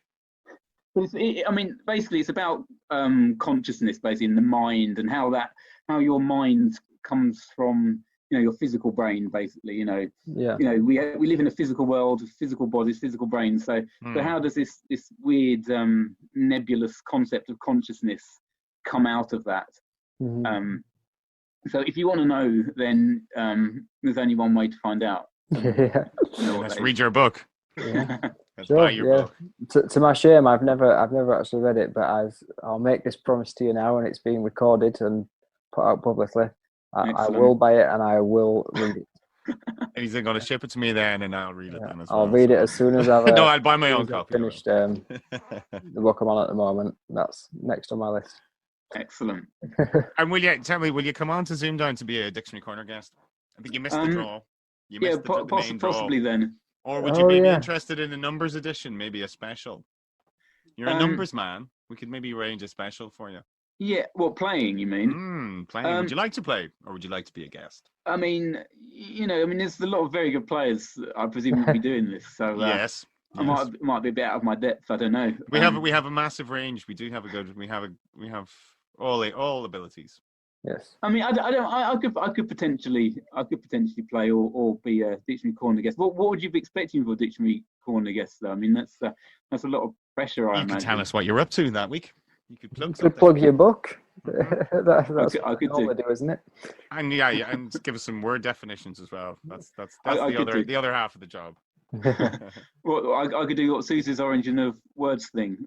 Just not as prettily, but Yeah. You could critique James Cleverley's election leaflet from Dictionary. You could call him out. That's what you could call him out for a duel. I challenge you to a debate on the street, 2 meters apart. I could do that. Yeah. Yeah. Sure. Okay. Well, hopefully we'll have you on Zoom Down at some point then, Toby. But if not, thanks very much for joining us on the podcast. Yeah, it was very, very interesting. Yeah, I hope a lot of people have learned a bit more about you. I think pretty much everyone in this community knows your name, but perhaps those that don't use C4C as much as they should do, or don't go to events that you attend, maybe don't know as much about you in and out of Countdown. Hopefully, we've remedied that today. No, I think that's very true. I think C4C is one of those staples of the game, and it is. I agree with you. I'm always trying to push people towards Facebook. I'm trying to get Apterites onto Facebook. I think the Facebookers should be on Apterus, should be on C4C. Yeah, should be on Zoom Zoom the Facebook Down. Thing. Sorry, I was going to say the Facebook. I think Facebook as a discussion thing is very sort of current. You'll sort of post about whatever people have posted that day you might reply to. But on C4C, you'll do a search for, a thread. Oh, I remember that thread from a couple of years ago. I just had another thought about it. So I'm going to make another post. I'm going to bump that thread and post on it. Whereas you wouldn't normally get that on Facebook. No, I think that they're mutually exclusive, but I think they're complementary as well. I think you don't get stuff on Facebook that you get on C4C and vice versa. I think that's why they all kind of work. I think we should. I wouldn't want people to stop posting on Facebook. I suppose that'd be a bit mean of me. As long as they come to C4C as well. Yeah, that's it. Sure. It's the best social media for sure. It is. Yeah. Well, we can debate that in the future. Yeah. Okay. Yeah. So if we don't see you on Zoom Down, Toby, then we'll see you on C4C. Yes. Thank you very much for having me. It's been an enjoyable experience. You're very welcome. You're our first guest, I think, that hasn't had a game history to go through, but we've still had enough material to last a good hour and 20 minutes. So I hope folk enjoyed it. I know I did. I certainly enjoyed it. And we'll leave it there. So back to the studio, Callum, as they say. Yep. So that was our interview with Toby Pereira. I hope you enjoyed it. I hope you learned some new things about him that you didn't know before. There's certainly a lot to his character. He's a very interesting chap with a illustrious history in the game. Probably the only thing he's missing from his Countdown resume is on-screen appearances and performances. But one guy we have got to make up for that is Jack Worsley. He's our next guest. If you've had anything to do with this community for any amount of time, you'll know the name at the very least. Jack's, many people believe him to be the best player around today. Some people even believe him to be the best player around ever of all time. He's in that conversation for sure, isn't he? Yeah. He is, yeah. I mean, obviously most people would agree that Connor is the number one on the letters, but Jack somehow isn't that far off Connor on the letters. He's also amazing at the numbers as well. So he's definitely in the conversation for the GOAT. So this is our next interview. It's Jack Worsley. A-lister. So our second guest on this episode of the podcast is Countdown legend, a definite contender for one of the greatest of all time, I think. It's Jack Worsley. Jack, thanks for joining us. Thanks for having me. Pleasure to be here. Welcome to the show, Jack. It's good to have you. Yep. So, Jack, we've got plenty of stuff to go on about with you. As we know, you're one of the greats of the game. So I reckon we shall just maybe take it in order, go chronologically from the start of your Countdown life up until the current day. So we go with my old favourite then. Is that what you're thinking? Paul, take us away. So, Jack, what is your earliest Countdown memory? I was about 7 years old. It would be late 99, early 2000, and I just developed a fascination, but I'm not really sure why, because I didn't have a great vocabulary at that age, and I do remember solving a numbers game once, and the contestant didn't get it. But what was my no idea, and it just fizzled out after about 2 months, and I didn't watch it again until a few months before I went on. So, when you were first watching, was it the numbers you had an affinity with? The first time, no, just a show in general, and it just seemed interesting. I mean, I was 7 years old and still learning everything about words and numbers, and I quite enjoyed it, even though I wasn't very good at it. Yeah, I think that's the case with a lot of people. It's the fun comes first, and then because you stick with it, because it's fun, that's when you develop the skill. If you had to be really good at it to enjoy it in the first place, then obviously a lot of people would never get into it. Right. I think if you get in the swing of it, your game will improve naturally, and that's what I mean. I was pretty good at numbers from day one. I think of more ability, and at first I just started watching the numbers games because I felt I could do them. But they still were a little bit ropey, but they improved over time. But, but it's I needed to join Aptus before I got to a decent standard. Yeah, Aptus definitely helps. When was that? When did you join Aptus then? So it was 2011 you sort of first started watching, and when did you join the Aptus? And I started watching in the April, and then in June I joined Aptus and used up my trial period, and then I didn't sign up properly until I passed my audition in September, because I thought, right, if I'm going to be on the show, I'm going to have to be good at wing gun. Everyone thinks that, don't they? Everyone's like, yeah, I better get the practice in. Yeah, better do a bit. Yeah, I just thought, why not? I mean, I had no expectation, but my expectations actually grow over time. Yeah. Yeah. So then, when you actually went on the show, Jack, you were the first contestant, I think, in the very first game under Nick Hewer's hosting reign. Is that right? That's right. I was actually supposed to be on it a little bit earlier. I mean, right. If I passed my audition, I said, do I want to be on standby? And I accepted. And a few months later, I got a phone call to say a lady, Nikki Roberts, I don't know if you know of her. That name rings a bell, but I can't tell you where from. Well, she was Series 65, and I saw that she was on 7 wins. Right. And if she won her 8th one, I would be needed for the next show. So I headed down fully expecting to play, but Nikki lost the last game. Oh.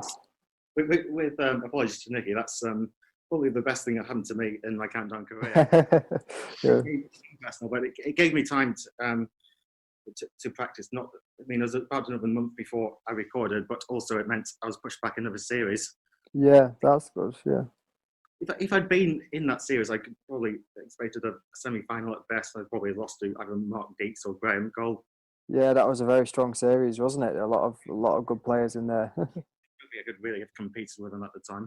It's funny how things work out, isn't it? Just that, the things are in the lap of the gods. It's like you get a delay, and same with maybe people that are waiting to finish their Series 82 at the moment, and maybe it gives them a few months to sort of sharpen their tools. I don't think get better. I don't think Luton really needs any time, but it must be agony for them not knowing when theirs is going to resume. It is. I think so. Yeah, I wouldn't like it. But it means that James Houghton is champion for longer. That's getting true. These extended runs as champion, isn't he? He's gonna. Yeah. So what was it like for you, Jack? Then going in at this second date you were given, so that right at the start of Series 65, with the new host, because I know there was a lot of speculation about what was the new host going to be like, and you were in like the best seat in the house for that. So did that change the experience for you, do you think? Yeah, it's an interesting experience. I mean, I won my first game with Jeff. I was his last 8, and at that point, it still wasn't known who the new host would be. I think the likes of Terry Sue Barker were mooted, but Terry Wogan. That would have been mad, wouldn't it? Yeah. You can't see Countdown with Terry Wogan. Very strange. Yeah, was he a little bit flustered? Yeah, I could. He was a bit nervous. I mean, it was very pleasant. He came and greeted contestants before the game, and his first they separated into 2 shows and then 3. So that made it was doing all the pickups with him, and I mean, Jeff was a natural. He could just he was, yeah, if he wanted to. But I mean, Nick in his first intro, he paid tributes to the former hosts, and including Jeff Spelling. So Anna Spelling. Jeff Spelling. That's a cracker. I thought that was fun at the time. I didn't notice. No, it probably wasn't. Yeah, it probably wasn't. There's a big shoes to step into. Someone who's brilliant at live TV, and then you have to step in after him. You're going, damn, you know. I mean, with Jeff, it probably took less time to record a show than it did watching it live because breaks. Yeah. Completely different.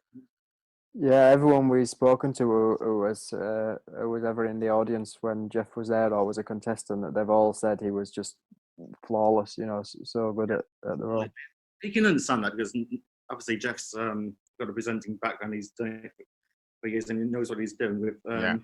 It's easy for him. He's only ever done The Apprentice. He's not presenter, and it's completely. That's what it was, because he was Nick Starr was only really from The Apprentice at the time, wasn't it? And it had been a couple of years since he had sort of been on The Apprentice as well. He hadn't really done much. And then it was like, oh, there's your man from The Apprentice, was it? I have to admit, I've never heard of him before he was appointed, so I sort of I had to Google and watch a couple of videos. I think came across one that you're all over it like a Trump on chips. So. Okay, I better not search anymore. We'll just roll with it, see what happens. It was okay. I mean, he gave me a lot of praise for my performances, which that's good. Which was good, but I think it was a lot more than I deserved. To be fair, I don't think he really understood the general standard of contestants at the time. I suppose, but he didn't do badly though, did he? For his first contestant to see, he got to see you. He could have done a lot worse. Yeah, but he gave me a lot more praise than he did say Elliot or Luke. That's because I think over the time he's understood. Yeah, I guess over the years, especially with like the 30th birthday championship, and that he's seen how good people can be at this game, so it's less of a surprise to him when he sees people like Elliot and Luke. But I think for a lot of people who just occasionally watch Countdown and see, maybe every now and then someone scores 100 points, to see someone like yourself on, I know you've got even better since you were on the telly, but even at that time, I think a lot of people wouldn't have been aware that the standard could get that high. So he was probably blown away when he saw you. We're privileged watching people like Jack and Elliot and Luke and all that, because they are. It's like watching the greats of the game at snooker. I'm always talking about snooker and Countdown, but I think they're so interlinked, and that that sort of respect. And when someone is really, really, really good, you do feel privileged watching them. You know that they don't come along that often. So you're definitely in that conversation, Jack, as one of the real all-time greats. For sure. It's hard to whom are hard to separate, really. You're also good. You could, when you get that good, how do you sort of split them? It's a toss of a coin, really. So so hats off to you. It obviously comes from your father. Your father's not a bad player either. He's pretty. I think he's very competitive. I get a little bit of that streak from him, but I'm not quite. I mean, Countdown's the one thing I can consistently beat him at. Probably kills him as well. It probably kills him. He's like, yeah, well done, son. Through gritted teeth. There must be some of that, even though he'd never admit it. Yeah, of course he wouldn't, but yeah. Well, if you put yourself in his shoes, you wouldn't admit it either. So yeah. I swear, wasn't there a co-event recently? I remember when it must have been Lincoln or a Lincoln event. Lincoln anyway. Hangover. Lincoln Yeah, Hangover, when they at the end they said they're giving out badges for everyone who's got a max game, and it said that was Paul Worsley and Jack Worsley. I know. That must have been pretty good. Double max game. Yeah. Double max game. Anyway, back to Nick, and he pays me a lot, but he could also be a bit rash contestant. It could translate to rudeness. Well, it could come. I mean, there's one time when I got the conundrum wrong. It was a pretty poor guess, and he sort of savaged it. But then he threw it over to the audience, and a poor chap in the audience put his hand up, got it wrong, and Nick's like, "Don't be ridiculous." Axman-esque, like, come on. And no one was saying. And the guy I was on after me was Mark Murphy. It was okay, but I actually went on to play him in the quarterfinal. But he's a good numbers player from memory, isn't he? He's on the Facebook group, Mark Murphy. Yeah, I don't know. He was the only player to beat me on a numbers game, but he's quite a good four large player. Yeah, but he obviously wasn't as well practiced as I was, and Nick was a little bit critical of him during his run. I say. Right. I think obviously Nick smelled over the time. He didn't give out as much praise to a really top contestant, and he's more understanding of everyday contestants. Yeah, that's his job, I think, as well. I think that is his job. Is he has to help the underdogs. Everyone likes the underdogs, and if you are the overdog, you can't expect that continuous support. It's like, no, you're gonna feel for the little guy who's struggling to sort of beat you. Yeah. I understand that. I get that. I think that's perfectly natural. Yeah. So you still had some tough games for there. It was by no means, one of those series where there's one clear top contender. It was a close run thing with Jonathan especially. Yeah. Peter had to come from 13 down, and I only won it thanks to the numbers games. Ended up winning by 3 points in the end. But, wow.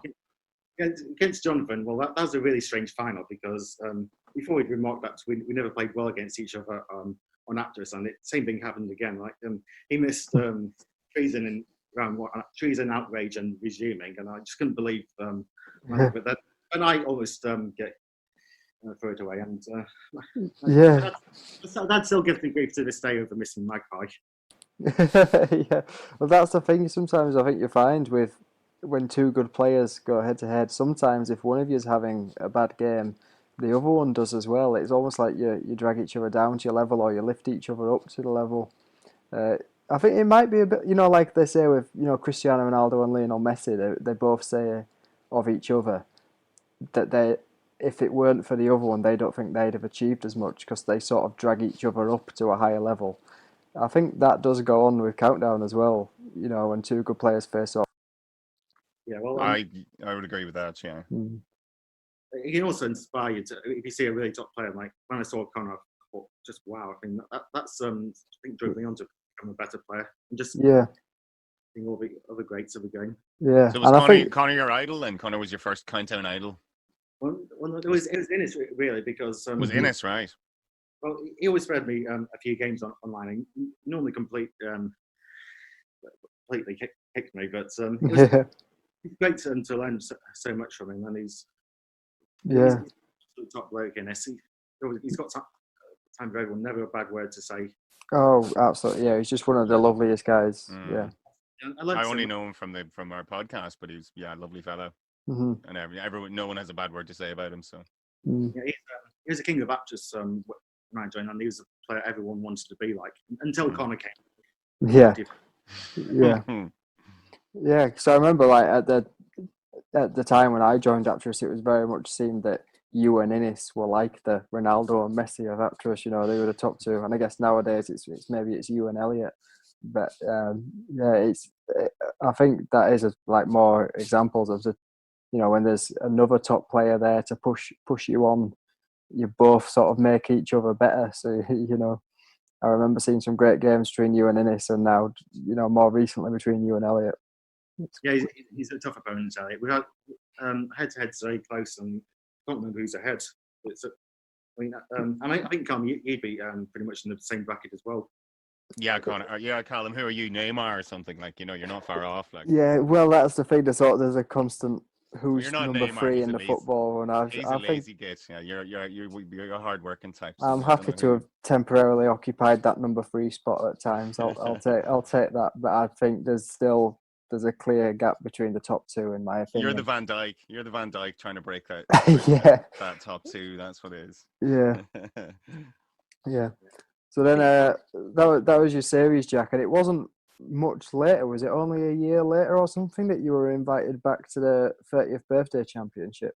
It was less than a year. I mean, but and it came out of the blue, the invite, because at the time I wasn't sure if I'd get another appearance on Countdown because the Countdown team were against Champion of Champions. Right. Oh, okay. Were they?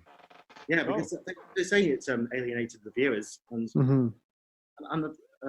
so when they announced that they wanted an 8-week tournament, that came as a complete shock, but a welcome one, and yeah, it's just a complete honour to take part in the tournament. Yeah, it must have been. Like I say, I've said before to people that I wish I'd just joined the community a year earlier just to be part of that. Not as a player, obviously, I would never have been part of it as a player at the time, but just to be around that atmosphere, because it must have been just so great to be in that community at that time. It was like having a big party thrown for everyone. It was in the last 3 days in particular, the final recording block. They were just great 3 games together. Just camaraderie was brilliant, and I think it just translated on screen. And I believe it's the 30th birthday championship again in a few weeks. So yeah, that's good because I never saw it at the time. I'm looking at the dates. So what was that? It was a broadcast January 2013. February, yes. January and February. I'm just trying to remember what I was doing. Probably renovating a bathroom or something. I don't know whatever I was doing. I wasn't watching Countdown. Sometimes you just have gaps in your Countdown viewing history. That was one of them. So I'm actually looking forward to watching these games again. Everyone talks about them like they're good. I don't think we've had official confirmation yet that they're going to be broadcast, but it's been rumoured. Yeah. We'll see. It's sort of like as you were saying with snooker earlier. I think the BBC are currently broadcasting some of the great snooker matches over the ages from their archives. Nice. So yeah, that's good cheap telly. You see, good 7 hours of a snooker final or something. That just fill the schedule. I suppose the 30th birthday championship is sort of the Countdown's equivalent of your Hendry versus White finals sort of thing. You've got some great matches there. That's it. And so your matches in the 30th birthday championship, Jack, I'm pretty sure your match with Jono, 28 maxes out of 29 between you, and the one dropped, I think, was when one of you tried a word above the maximum. I went for re-pulled in round 1, which was speculative. I didn't think it was. But the max was 7, wasn't it? So I assume you did have the 7. It's Drupal was a max. Oh right, okay. So you didn't. Oh, okay. So it's still 28 out of a possible 29 maxes between you. I think that's the only time that's been done. I did it again. He lost in the same circumstances against Connor in the third. Oh, did he? So he was 13 maxes. Okay, so one of only 2 times. Did you have a giggle? Did you have an old giggle at that thing going, well, ha, ha, ha. It's happened to you now. I wouldn't have minded if Jono had gone on to win it. Could have said, well, I lost to a potential champ. That's it. That's what you want, isn't it? Yeah, he's a lovely fellow, Jono, as well. He whooped me at Lincoln, so. I was happy to lose against him. We given one of the best games on TV in the show's history, and can't ask for more than that apart from maybe winning the whole thing. Yeah, that's it. You can. As long as you take part in a great competition, that's what you want. Yeah, as a competitor, that's what you want. You remember just those great games. Doesn't matter if they were first round, second round, final, whatever. If you were involved in a really good game, it's memorable. Yeah, and it has definitely gone down in history as one of the great games.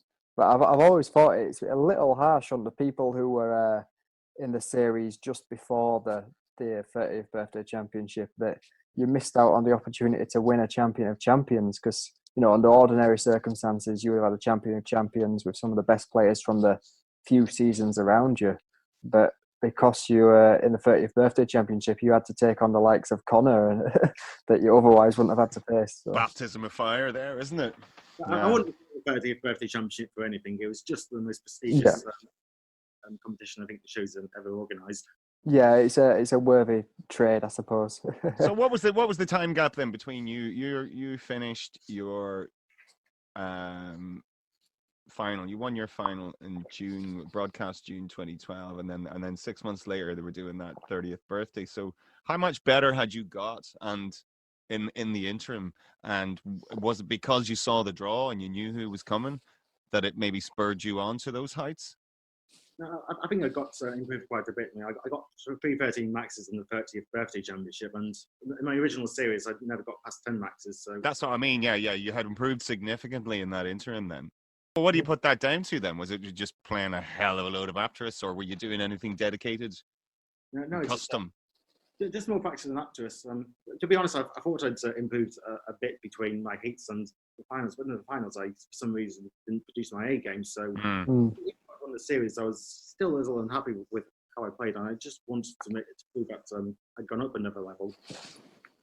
Yeah. And you did, yeah. Yeah, I think. Definitely. Yeah. So, and then after the 30th birthday championship, you've then continued to improve even more to where you've sort of evolved from that chasing pack of a lot of players who were very, very good players into that tiny strata of the absolute elite, where there's maybe less than 5 people you could put in that. Perhaps yourself, Elliot, Innes, Connor, and then Rob, maybe Dylan as well. But I think beyond them, that's it. So you've improved even more from the elite players to the GOAT class. I think. To Rex class almost. It's, yeah, isn't it? It's the ones that can keep Rex going for a stupid amount of rounds. You look at them, you keep scrolling down the page, and you keep scrolling down the page, and they're still maxing every bloody round. And you wonder, how do you keep doing that? How do concentration? Or you must be completely in the zone in one of those games. I can be in the zones, not always. I mean, by the time the 30th birthday championship had come along, I don't think I was in a set of top players. I was probably the next level down. I don't think I was considered one of the favourites to win. No, right. No, but I mean something like you did a Mocto. What's your Mocto total? Crazy total. My best one. Yeah. It's 1,078. That's. I mean, when you look through that game, there's how many maxes? 118 something. Well, that was completely. That was a separate game, yeah. Was that a separate one? The most, yeah. I think, is it only yourself and Connor who've managed that, Jack? I think. He managed the same feat a few weeks later.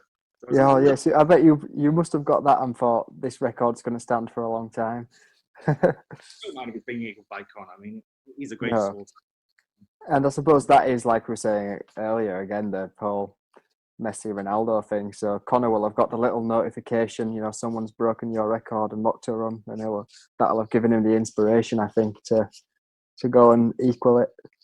So that's a pretty elite class there. People who have inspired Connor Travers with their performance, made Connor raise his game. That's a dangerous game to play. Is to kind of push Connor's buttons to make him improve. You don't want to piss him off, like. Yeah, and as well as the Apterus thing, you've also gone on to be quite dominant on the co-event scene as well. I remember when I first attended events, everyone would talk about how Innes was so far ahead of everyone else in terms of number of events won. I think he'd won like 7 or 8 events, and the next best person had won maybe 2 or 3. And if you look at those statistics nowadays, like Innes's numbers look tiny compared to yours. You've shot past him. So what is it that sort of kept you going over the years after you've for now, unless there's another birthday championship, you've probably had your run on the television. So what is it that's inspired you to keep pushing and keep getting better? Is it the Apterus or the co-events, or a bit of both, maybe? Community, really. I think without that, I wouldn't have carried on by now. I'd have found something else to do with my life. But whatever you go to, there's always a laugh to be had, whether it's playing darts in Lincoln or just the general atmosphere. It's always worth going for. I mean, so it's the social aspect then. You like the social aspect of it? Yeah, I do. But the event itself, the countdown is pretty much secondary to me now. I mean, I've achieved all basically. So anything else is a bonus. Yeah. How many event wins have you got now? It's about over 20, I think. Yeah. 20. And how many have you, Callum? Yeah, I think like 6 or something. 6. I think the next coming, best he's after coming Jack. for you, Jack. The He's next coming best for you, after bud. Jack, I think Rob has probably passed Innis by now. I'd imagine Rob's on about 10 or so, which is amazing. But I think Jack's like at least 10, if not more, clear of the next best winner. He's, it's, if you imagine it, plotting the number of wins on a curve, it's like one of those exponential curves where you start off with a few people have won 1, a small amount of people have won 2 or 3, a very small amount of people have won 5 or 6. And then you've got Innis and Rob who've won around about 10, and then there's a huge big jump again, and it's Jack up there with 20. And Jack completely ruins the graph, and you wonder why you chose that scale and all that. Yeah. Sorry. I have attended lots of events. I think it's not really that surprising. Yeah, I suppose you have been to a lot, but there's plenty of people who've been to a lot of events, and some of them very good players. I think. I've been up there for a number of events attended now, and I've not won nearly as many as you. I think Tom Carey's attended loads of events. He's not won that many. James Robinson's attended as many as anyone else, and obviously he's a brilliant player. I think he's won less than 10, I think. So you guys know how to win, but you have to know how to win. Some people can be very good and not know how to win.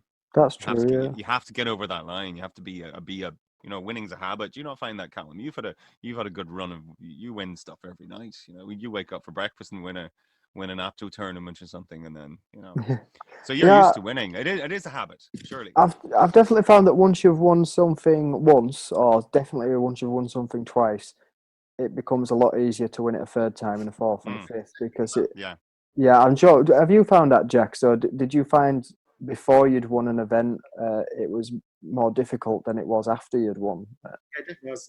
I got to stage where it's Go Blade final, and I almost had it against Connor, but I made a mess of the last numbers, and I thought that stage, am I ever going to win one?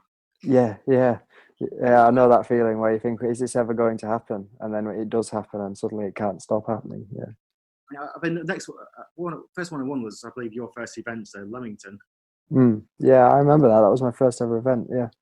It's a relief when I won that, and then I just went on from there. And then. Oh, so that was your first ever co-event win, was it, Leamington? Oh, I didn't realise that. I knew you hadn't really taken off yet as winning loads and loads of events, but I thought you maybe won 1 or 2. I had a couple of near misses. Yeah. I had a couple of finals. Yeah, well, I know you were dominant in Huddersfield for many years. I know that because I know one year when I was co-hosting Huddersfield, I was putting together like a little stats book on all the players, for a bit of trivia. And your record at Huddersfield events was ridiculous. I think you'd played something like 20 odd or 30 odd games, and you'd lost 2 games, I think, in 30 out of 30 games or something stupid like that. I think you lost your very first ever game at Go Huddersfield. And then won all your rest of the games that day to win Group B. Is that correct? Something like that, yeah. I might be testing your memory here. This was many, many years ago. It's not a quiz, no. It's no. Yeah, and then you won like 4 Huddersfield events in a row. You won that Aces Trophy in Huddersfield. Do you remember that with the weird format? Yeah, it was an interesting format. Yeah, it was good. I like to see experimental stuff at co-events. It'd be good to see something like that again, I think. It's quite tense on the buzzer in the final of Kurt, where you just had to be quick rather than taking your time on the letters and numbers. Yeah, so there was the final with Kirk, and you had like a sort of solo time trial thing as well, didn't you? Which I think, did you max that? I don't think you dropped any points. Yeah, excellent. Yeah. So it's interesting to hear from you that even from the elite players, the thing that keeps bringing you back is the community. Because I know that's what I keep saying it is for a lot of people. You come into this community for the game, because you find a passion for the game of Countdown and scoring your points and getting your words and your numbers and that. But the thing that keeps you coming back after all these years is the community. And it's good to hear that that's the case for everyone, even the absolute elite players. It's more the community than the competition. Yeah, that's the way it should be, really. I mean, yeah. My first 2 events were in April 2012, and my primary motivation was to get in some practice before recording the finals. But Yeah, bigger than that. Yeah, for sure. It's and to see that is true, even for someone such as yourself, for where there's always the opportunity to win something, that it's still the community rather than the competition that's the main factor in getting you to come back. That just shows how powerful it is, I think. I remember in Lincoln that Friday night, sort of just glancing around the pub and just seeing everyone and sort of asking myself that question: were they here for the focal points, or were they here for the crack kind of thing? But it's the latter. It is the latter. The points. Yeah, great. You win. Cool. Nice one. Back pocket. Off you go. But it's you stay for the people. I know I did. I think so. Focal has attracted a few more people, so I think focal points might play a part, but still, I'm still here for just the social aspect. Yeah, That's good man, good, yeah. Good man, Jack. It's good to hear. Yeah. Oh, and speaking of focal, actually, one thing we haven't mentioned is that you were the first ever focal champion, I believe, weren't you? In 2016. Yeah. So we've had 4 years of focal now. Yeah, we've had 4 years of focal. 4 different champions, I think, a different champion each year, but you were the first. So what do you remember what that was like in the very first year of it, as being very competitive in it? Because I think I got into the final 8 that year, but I don't remember being ever really considering it as something I could win, or really thinking too hard about the focal points throughout the year. So was that something that you considered a lot that first year, gaining focal points and getting into the top 8 and competing in the top 8? I have to admit, I wasn't that keen on the idea. I didn't change my approach. I just played the events I wanted to, and I didn't know I got enough points to get in the final. Oh yeah, fair enough. Yeah, so that's the thing. I suppose for some people, I know it is a motivating factor. I know some people, especially those who are hanging just around on the 8, they want to break into the top 8. They might consider attending events to get those focal points. But I suppose for someone like yourself, you just do whatever you would do anyway, and if you get the focal points, it's a bonus, I suppose. Yeah, it's still a great honour to be the first focal champion, but yeah, change my view on co-events. Yeah, fair enough. Yeah, but it's still, again, it's something else that you're going to go down in the Countdown history books, as the first champion. So there's been other champions since, and there'll be more in the future, but you'll always be the first one. So that's a pretty good accolade to have. And then, as well as playing at all these events and winning at them, you have actually hosted an event before. Was that in 2015, or have I got that wrong? It's 2017 with Matty Artell. 17, yeah. In Manchester, and I think Innes told you how difficult it is to find an affordable venue in Manchester. Oh yeah, it's so difficult. Yeah, Any tourist city centre in Manchester is a city break destination. Anywhere like that, you're going to struggle. I mean, so that was a problem for us as well. That was while to find somewhere. Plus, Matty and I were both far too laid back for it, so that's presented the next. No, it's good to be laid back, I think. Obviously, Callum, you're the king of being laid back. Look at him there. It's maxing games, laying back. Well, obviously it is. It's a serious responsibility to put on an event for people to attend, but I think you can worry it too much and be too stressed about it. Whereas if you're a bit more relaxed, you just take things as they come, see what you can do about them. I think that can be a good thing, and certainly, I don't know how it felt from your end. I know a lot of organisers think that the event's just going chaotically and they don't know what's going on, but definitely from someone who attended that event, it went very well. It ran very smoothly, so that was a good event. I think it ran fine on the day, but leading up to it, we were under pressure from Focal to get something sorted. We had to extend the deadline to allow us to find a venue. And in that week, Matty actually came down with an illness, so I had to sort of decide for myself. And I had nightmares of what venue would be sufficient. It's pressure, man. That's pressure when you're putting on something and people. It's anything when you're putting it on. You're going, other people are going to turn up. Going to turn up. I'm gonna look at. I'm gonna look at right Egypt and all this. But no, it's good. If you do things, people do. Yeah, that's the lesson you get after you have done something successful. Is it does work if you believe it. If you believe in it enough yourself and put it on, people will come. I think but if I did, I would like to host one or two more in the future. But Good man. That's good to hear. Yeah, well, obviously there's an event in Blackpool now, isn't there? Which is like your local event, I suppose, that Mark Mills runs. Yeah. You know, I suppose that's something you could get involved with if you're interested. I'm sure.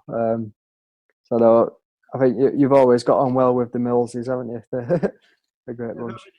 But the band have got on with them. Yeah. Well, they're another, Countdown family now. So we've got the Worsleys. And we've got the Millses as well. Where before it was always just Tracy that we knew, wasn't it? And then I think Mark started coming along just to sort of offer Tracy a bit of support.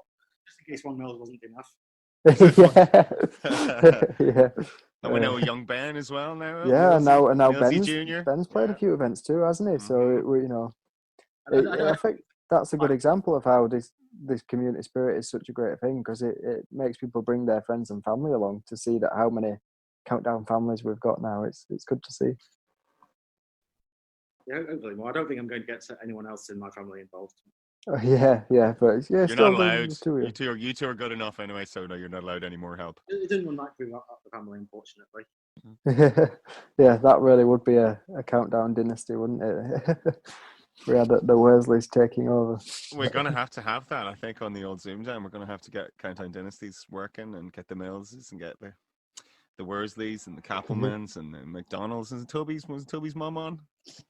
Yeah, I think she was. I know she's very interested in the game anyway. I can't remember if she was a contestant or not. Oh, yeah, she was. She was a contestant, yeah. I was emailing Jamie Wing last night to see maybe if his dad, Stephen Wing, would be interested as well. Maybe. Cool, yeah, he's a bit of a personality. He's a good, clever man. He'd be good in the old guest slot.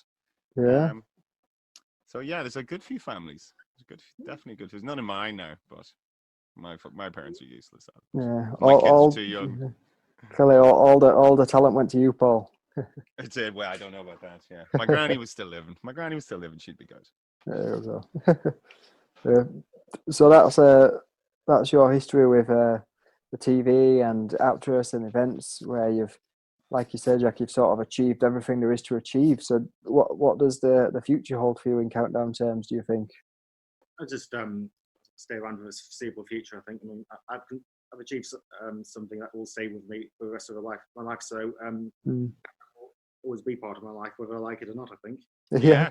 And I've made some great friends in the community, so I'm sure I'll maintain contact with them, even if I do lose interest in the game.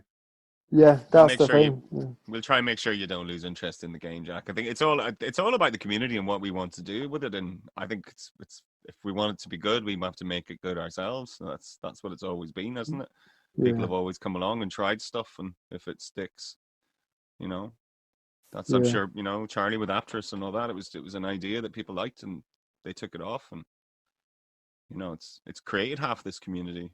Yeah, well, I'm sure. Like with a lot of people, it's you can lose interest in the game, but you will actually regain it at a time. Like I know you've had periods of inactivity from Actress and stuff. I have. But you do find yourself coming back to it, don't you? I think. Attended a few events during that time. So yeah, definitely. Yeah. I think sometimes you think, I've sort of lost interest in the game. I'll stop playing Actress, but then you still go to the events because maybe you're not interested in playing the game or playing an Actress or whatever, but you still want to meet people, see the friends you've made over the years. Yeah. It just gives me something to do, get out of the house, because I don't get to do that too often. Yeah, sure. Especially now. Yeah. How are you coping during lockdown anyway, I'd say? Well, everyone's fine at the moment. I think we've all avoided it so far. That's good. I'm not really worried about my own safety. It's just everyone else, in particular my grandparents. Yeah. But I just hope we can get back to normal sooner rather than later. Yeah. I just hope people won't take things for granted as much once we come out of it. Yeah, I think it will have a profound effect on people's attitudes towards a lot of things in life. Yeah. So like Coed, for instance, but no idea when the next one's going to be. No, we don't know. I mean, the next one's scheduled that haven't been cancelled yet are in June and July. We've got Peterborough and then Edinburgh, the one I'm planning on running, but it's looking like I'm going to have to cancel Edinburgh. I've put it on hold for the moment. I've told people don't sign up until we know what's going to happen. It is looking likely that I'm going to have to cancel it, unfortunately. And then we don't know. Keeps creeping out, doesn't it? It's getting later and later and later and later. Could be we can hope that Blackpool, maybe. I was hoping the Blackpool can still go ahead. I'll jump on a boat for that. I'll definitely jump on a boat for that. Oh, well, Blackpool, last year, the first year Blackpool was very good. But the last year in particular, it was, honestly, I think it was the most fun I've ever had at a It looked like mighty crack. I was only sort of stalking on Facebook, but it did look mighty crack. It was brilliant because it was at Mark and Tracy's own club, wasn't it? Yeah. Yeah. So they hadn't hired a venue, someone else's venue. It was their home and their establishment that they run, and we were all their guests, and it was just excellent. It was so much fun. So I really hope that can go ahead again this year. Mm-hmm. It's the crack. The males know how to put on the crack. They do, yeah. And then Tom Kerry hosting the final. Yeah, so it's almost in his tea cozy. He's a good laugh, this Tom, isn't he? Have you found that, Jack, when you're playing in finals and that? Obviously, you've been in a lot of finals, a lot of very competitive matches. Do you think it helps when you've got people making jokes and having fun with it? It sort of helps relieve the tension, or do you want to be concentrated and focused? I like it when people are cracking jokes. It's only a bit of fun, so why should it be any different than the final? Oh yeah, I know. Manchester this year, there was a table with me, you, and Tom, and that was a really fun table because we were all, obviously it was meant to be. I think it was table one, or it was one of the top tables. It was meant to be very competitive.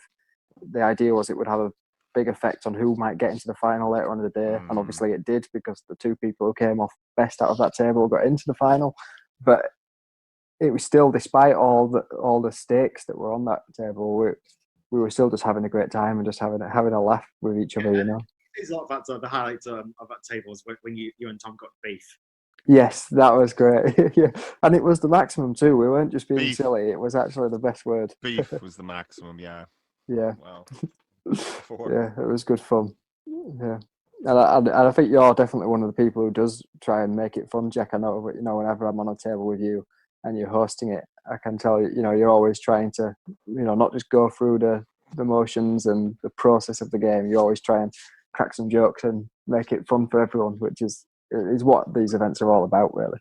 I think with me, it depends who on the table with. I mean, with two Yorkshiremen on the table, then it's a laugh, isn't it? Yeah, that's true. It's true. We've still got to have that competition between the counters. Do their heads even fit at the table? That's what you're like. They're going to be fierce competitive coming in here now. Yeah.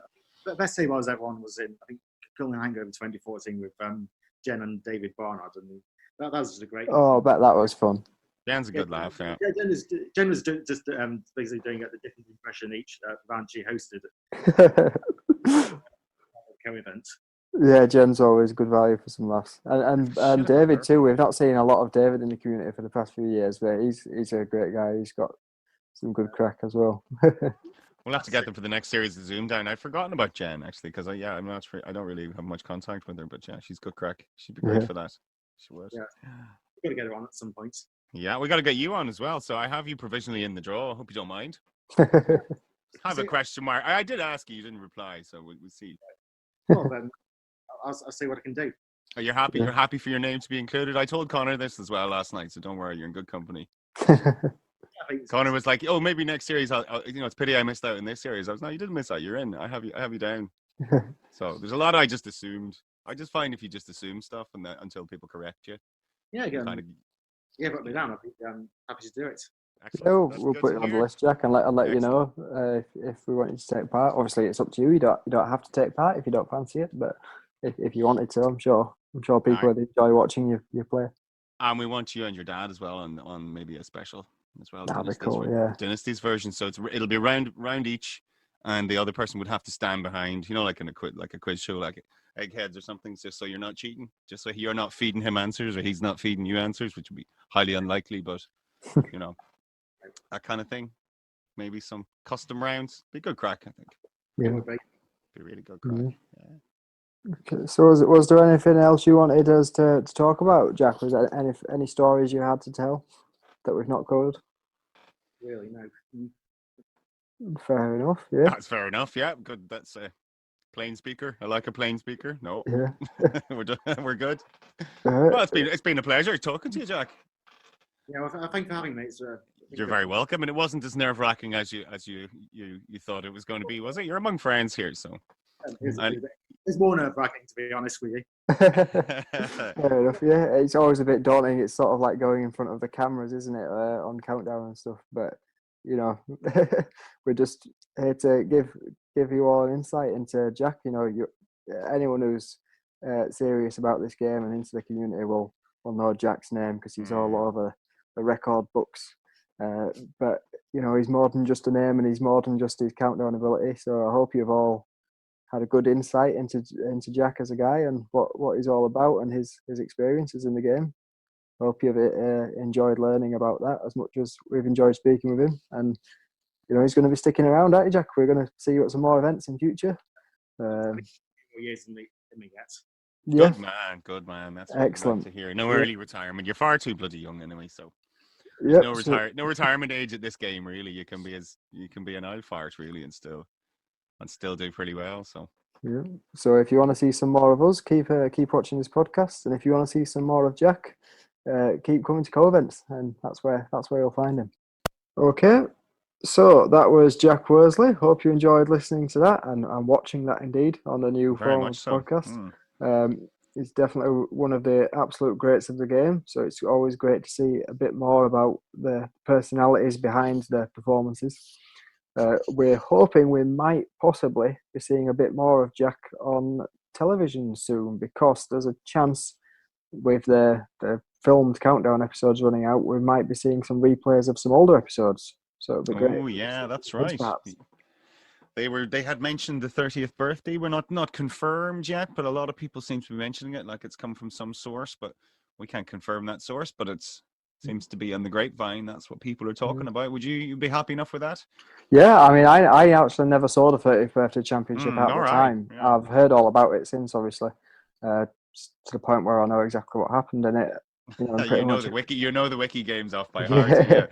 Yeah. But I've never actually seen them, so it would be great to see them back.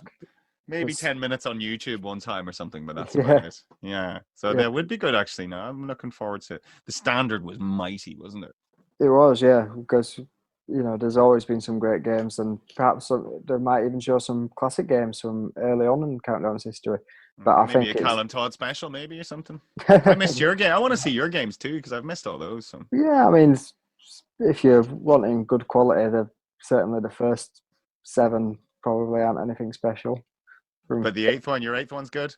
Oh, Game 8 was probably the most fun one. Yeah, the great Game 8. That's the one sticks in your memory most, is it? Yeah, the one I lost. Well, that's right. Against Abdi. Right. Yeah, it was a good game. But yeah, so there's possibility we'll see some great matches because the 30th birthday championship was definitely the highest quality I think that we've ever seen. That's going to be the end of next week, is it? So what are we today? We're Wednesday 22nd. We're recording this, and I think it's the first week of May. They said they would run out. So the end, whatever the first Friday in May is, I think that's going to be the last episode broadcast. Is that next Friday? I think that is, isn't it? All right, I'm accessing my calendar, but I think it's only the 22nd today, so next. It's 30 days in April, so 1st of May is Friday, yeah. Oh, so it might be the next. Yeah, it's either 1st of May then or the 8th of May. Oh, we'll find out anyway. Yeah, so it's. Oh, he said the first Friday they're going to start. No, it probably is. They probably only have episodes maybe up to next Thursday then. No, sorry. I think the first Friday is the last episode to be broadcast that has already been filmed. I think. Right. So we've this week and we've next week then. Okay. Right. Yeah. I think I might be a week out on that. No, I think everyone said everyone said end of April, start of May. So I don't think it would be another full week in it. Okay. Maybe they've 1 or 2 days, but but I'm sure they didn't record that many when they had no audience. It can't have been that much fun for them to record with no audience. No, It probably felt more like work than it ever did before, and rather it's than a jammy job. Same as the football being played behind closed doors. There's still concern for the people who have to be there because it's their job. So in football, it's the footballers and the ground staff, and in Countdown, it's the camera crew and the security at Media City. And they're still touching every door handle, aren't they? So, and as they go about their business, it's a strange time. But I mean, there's that. I mean, people are gonna. I think they're gonna love that series. It's just for sheer quality. It's a shame with Luke and whoever else, Ian Valente, people that were through. How long they're going to be waiting to finish this? Yeah, it's going to be a long or this series. It's as we were saying the other night. James Houghton gets to be one of the longest reigning champions. Yeah. Apart from maybe the one before Connor. Oh yeah, because 30th birthday championship. Yeah, whoever was the champion before Connor. That was Paul James, I think. No. What was it? Oh, it was Jack, I think. Was it? Was he the one? So no, it was Paul James. My apologies. Yeah, right. Series 67, so it was Paul James. But then Series 68, which Giles won, he beat Andy Platt in the final. That was quite a short series because of the 30th birthday championship. So you suspect next year might be then as well. So the length of Paul James's reign probably wasn't affected too much by the 30th birthday championship. So James Houghton might become the longest reigning Countdown champion. Might. There we go. I'm sure he wouldn't complain now. No, that's a small silver lining. He does even like, where's the extra? Is there an extra trophy or a certificate or something I get for this? Guinness World Records or something. Yeah, just kudos, James. Kudos. You got loads of kudos. So I mean, so people they're going to have that for how long is that going to last for? I wonder. Or are they going to show that ad infinitum? Are they going to just keep putting specials on? Well, I mean, when will they be able to start filming again? Is the first question. How soon after September, that film? Yeah, maybe if they have very small numbers in a large room like that, maybe they can fudge it. I don't know. Maybe if you have a skeletal staff and 3 cameramen instead of 6, kind of thing, or I have no idea. So that's the first question. Second question is how long after that filming will they be able to broadcast what they've filmed? I'm sure they can expedite that somehow. But there's no queue. Yeah, but like we get the editing, get the scissors out and start editing. Yeah, well, there's still a production and quality control process for it to go through, I'm sure. But someone said today that the lighting seemed a little bit dark in the studio, but because little corners like that are probably being cut. You've no audience, you're not being as fussy. You're like, do you know what I mean? So maybe little corners would be cut in terms of production and editing, and just get it out there. Yeah. So those are the questions for when will we next see it on TV? On TV. Yeah. But I mean, we have the latest phenomenon to talk about. My baby and your baby is Zoom Down. Yeah. Our so little venture. If Countdown, this is an alternative for you. Hopefully, I think so. We're not looking to rival with anyone, but the way I see it is just to try and keep the interest going. And if this is going to be off the air, that was my first thought. And my first thought was was doing a Zoom talk with my friends on a Saturday night and seeing the 9 of them on the screen or whatever. And I just thought you could do Countdown over this. This could be, and it's proven. It has proven to work. I mean, we're on episode 4 now. And we had technicals, and hopefully we've got the audio and the video to sync up now. And I think that makes it a much nicer product. It's a shame we couldn't for the first couple of games, because considering the level of entrant that we had for those couple of games as well. They were crackers. That cracker between Mouse and Bradley was that was the best game we've had so far in terms of standard, and it was a very close game as well, wasn't it? It might be worth actually even just re-uploading that with a good audio sync. Yeah, is that possible? Can it be done? Is that possible? If you just have the audio file again, then you could possibly reprocess it and I'll delay look into the audio. I'll look into it. It could be done, because it's one of those ones that was good to watch, and I thought and we have I think an interesting thing about the Zoom Down is the breadth of entrant that we've had. Yeah. From the very, very best, like the likes of Jack Worsley, to people who've never been on the TV before, who've never Yeah. even applied for the show before. Yeah, You know, good mix. and I think that is interesting for me. That's to try and get all the sort of the aspects, all the different tangents of this game to sort of come into, you know, and it's not a vainglorious thing. It's a social thing. It's to encourage people to, you know, don't be blue. Come and play your favorite game. Or if you can't play, if you haven't entered, just to watch on YouTube and enjoy it and enjoy the chats. And was that not really heartening for you to see everyone just getting on and chatting and going, "Oh, that's your YouTube username. Oh, right, I didn't know that's your YouTube username." Oh yeah, Cool. everyone sort of chatting along in the live YouTube chat was, for me, it's probably the best thing about it. Yeah, seeing how it's brought people together to all watch it together and talk. Yeah. And their funny YouTube names didn't sort of conceal who they were as well. You could tell who it was. Oh yeah, you're the one. You always talk like that. So that's definitely you, Stephen. Yeah, Your yeah. YouTube Stephen name is was the best one. is fooling no one. Like so. Yeah. He's a man we have to get on the podcast. I'm a big Oh, fan for of sure. his. Now, he's a very very clever man. He seems a funny chap as well. So. Oh yeah, he really is. And he's not so a Facebooker, so I don't really know him. So I only really know the Facebookers because I know their faces and stuff. You know. Yeah. Oh yeah, if he was on the Facebook group, he'd be non-stop with the witticisms. Take over, really, wouldn't he? I might, yeah. My job might be under threat. But I mean, it's just been great, and we're hoping to get it. Just to explain to people, it's a bit of a sort of closed draw, similar to the show where we in the know, we'll know who's playing next, and we'll let you know as soon as we can. But it's the best way to do it, rather than having a public facing draw and people complaining about it and all that. So there's no one to complain to.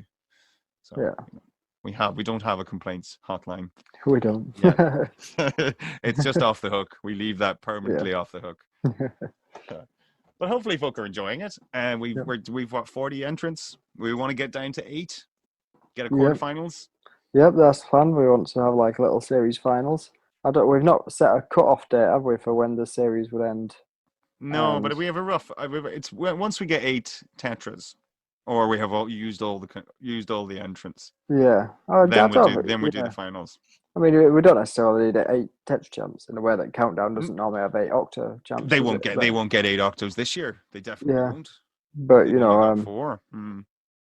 Yeah. Once we have a decent amount of people played and it's a good sample size, then yeah. I think a top 8 from there. Even if I don't expect to get 8 Tetra champs. I don't. No, should be fine. It should be, but even if a few on a couple of wins, I don't know if Mouse had 2 win or 1 win and a lot of points. Yeah. He only had 1 win, but he had a lot of points. He had a lot of points. We'll see if it was for sure. If it goes down to people on 1 wins, then he's in. He'll be top of that list. He would be top of that list with a lot of points. Yeah. But it's all very interesting. I hope it takes off, and you know, it's we'll maybe put a Facebook page up eventually. Thanks to Chloe for letting me whore my wares on her page. It's all Countdown. Yeah. We're all promoting the game. Mm-hmm. We just different ways of playing it. I'd like Chloe to play us. I know she's not a big fan of the video. We wanted her for the podcast, but she didn't want to. She's shy. I think she's a shy girl, so she didn't want to put her face out here. So we'll see. We'll work on her. We'll get her involved eventually. Yeah, but in the meantime, if you want to watch Zoom Down, it goes live on this channel at 8 o'clock on Mondays and 8:05 on Thursdays. Is that what it is? Is that official now? 8:05 on Thursdays. It seems the most appropriate time. How was it? Right. I initially thought like 8:02 or something. 8:04. That was the 8:04 Express one night, wasn't it? Yeah. But it was actually quite a slow episode. That one. It was the wrong analogy. On the wrong episode. 8:05 is a easier time to set your clocks, I suppose. So yeah. It is. Well, we hope to see as many of you as you can there, and we want you to subscribe. So I want to hear those dings. Subscribe to our page, and you'll get all the notifications. And if there's any changes to schedules or new videos come out, you'll get an instant notification, and you won't miss out anything. Sure. So we hope you're enjoying them. Yeah. And we hope you enjoy this transition to video. People will be saying, "No, it's awful. Go back." Yeah, we don't want to look at you. Revert. Yeah, I mean, as usual, if you do have any feedback, you can get in touch by all the usual ways. We've got the email address, which we've said before and will be in the description. And of course, you can probably just send a message to the YouTube channel or something now. So, yeah, just get in touch if you have any ideas. Anyone you'd like to hear us speak to, let us know. Yeah, it's been a good episode. We had two fabulous guests, very Oh, yeah. different from each other. I hope that was a nice compliment that people enjoyed. Yeah, really enjoyed speaking to them. It's both, very big characters with great history in the game. So, Do we know who we have get their next? perspectives. Nothing confirmed yet. As ever, we've got a sort of list of people we'd like to speak to, but we've not confirmed yet. We'll be reaching out to people in the coming weeks to see who's interested in doing it. I'm sure, and for sure, if you're interested in being on the podcast and you think you're an interesting person, let us know. Maybe we'll consider you. In 5,000 words or less. Yeah. Way less. Way less. Please. Yeah. Or a similar token, if there's someone else that you would really like to listen to us speak to, then let us know who that is and maybe we can reach out to them. Yeah, even if they don't want to be on, but you think they should be on. They should be on. Yeah. Just we'll help you badger them on. So yeah. Well, that's been great. I hope everyone enjoyed it. And we'll see you sometime in May then for episode. Sounds like what are we on? Episode 5? This is episode 5. So yeah. This is episode 5. For episode 6. Wow, we're like Star Wars now, man. With so many episodes. Yeah. All right. Well, so till then. Yep. Thanks for watching. We'll see you soon. Take care. Bye-bye. Bye.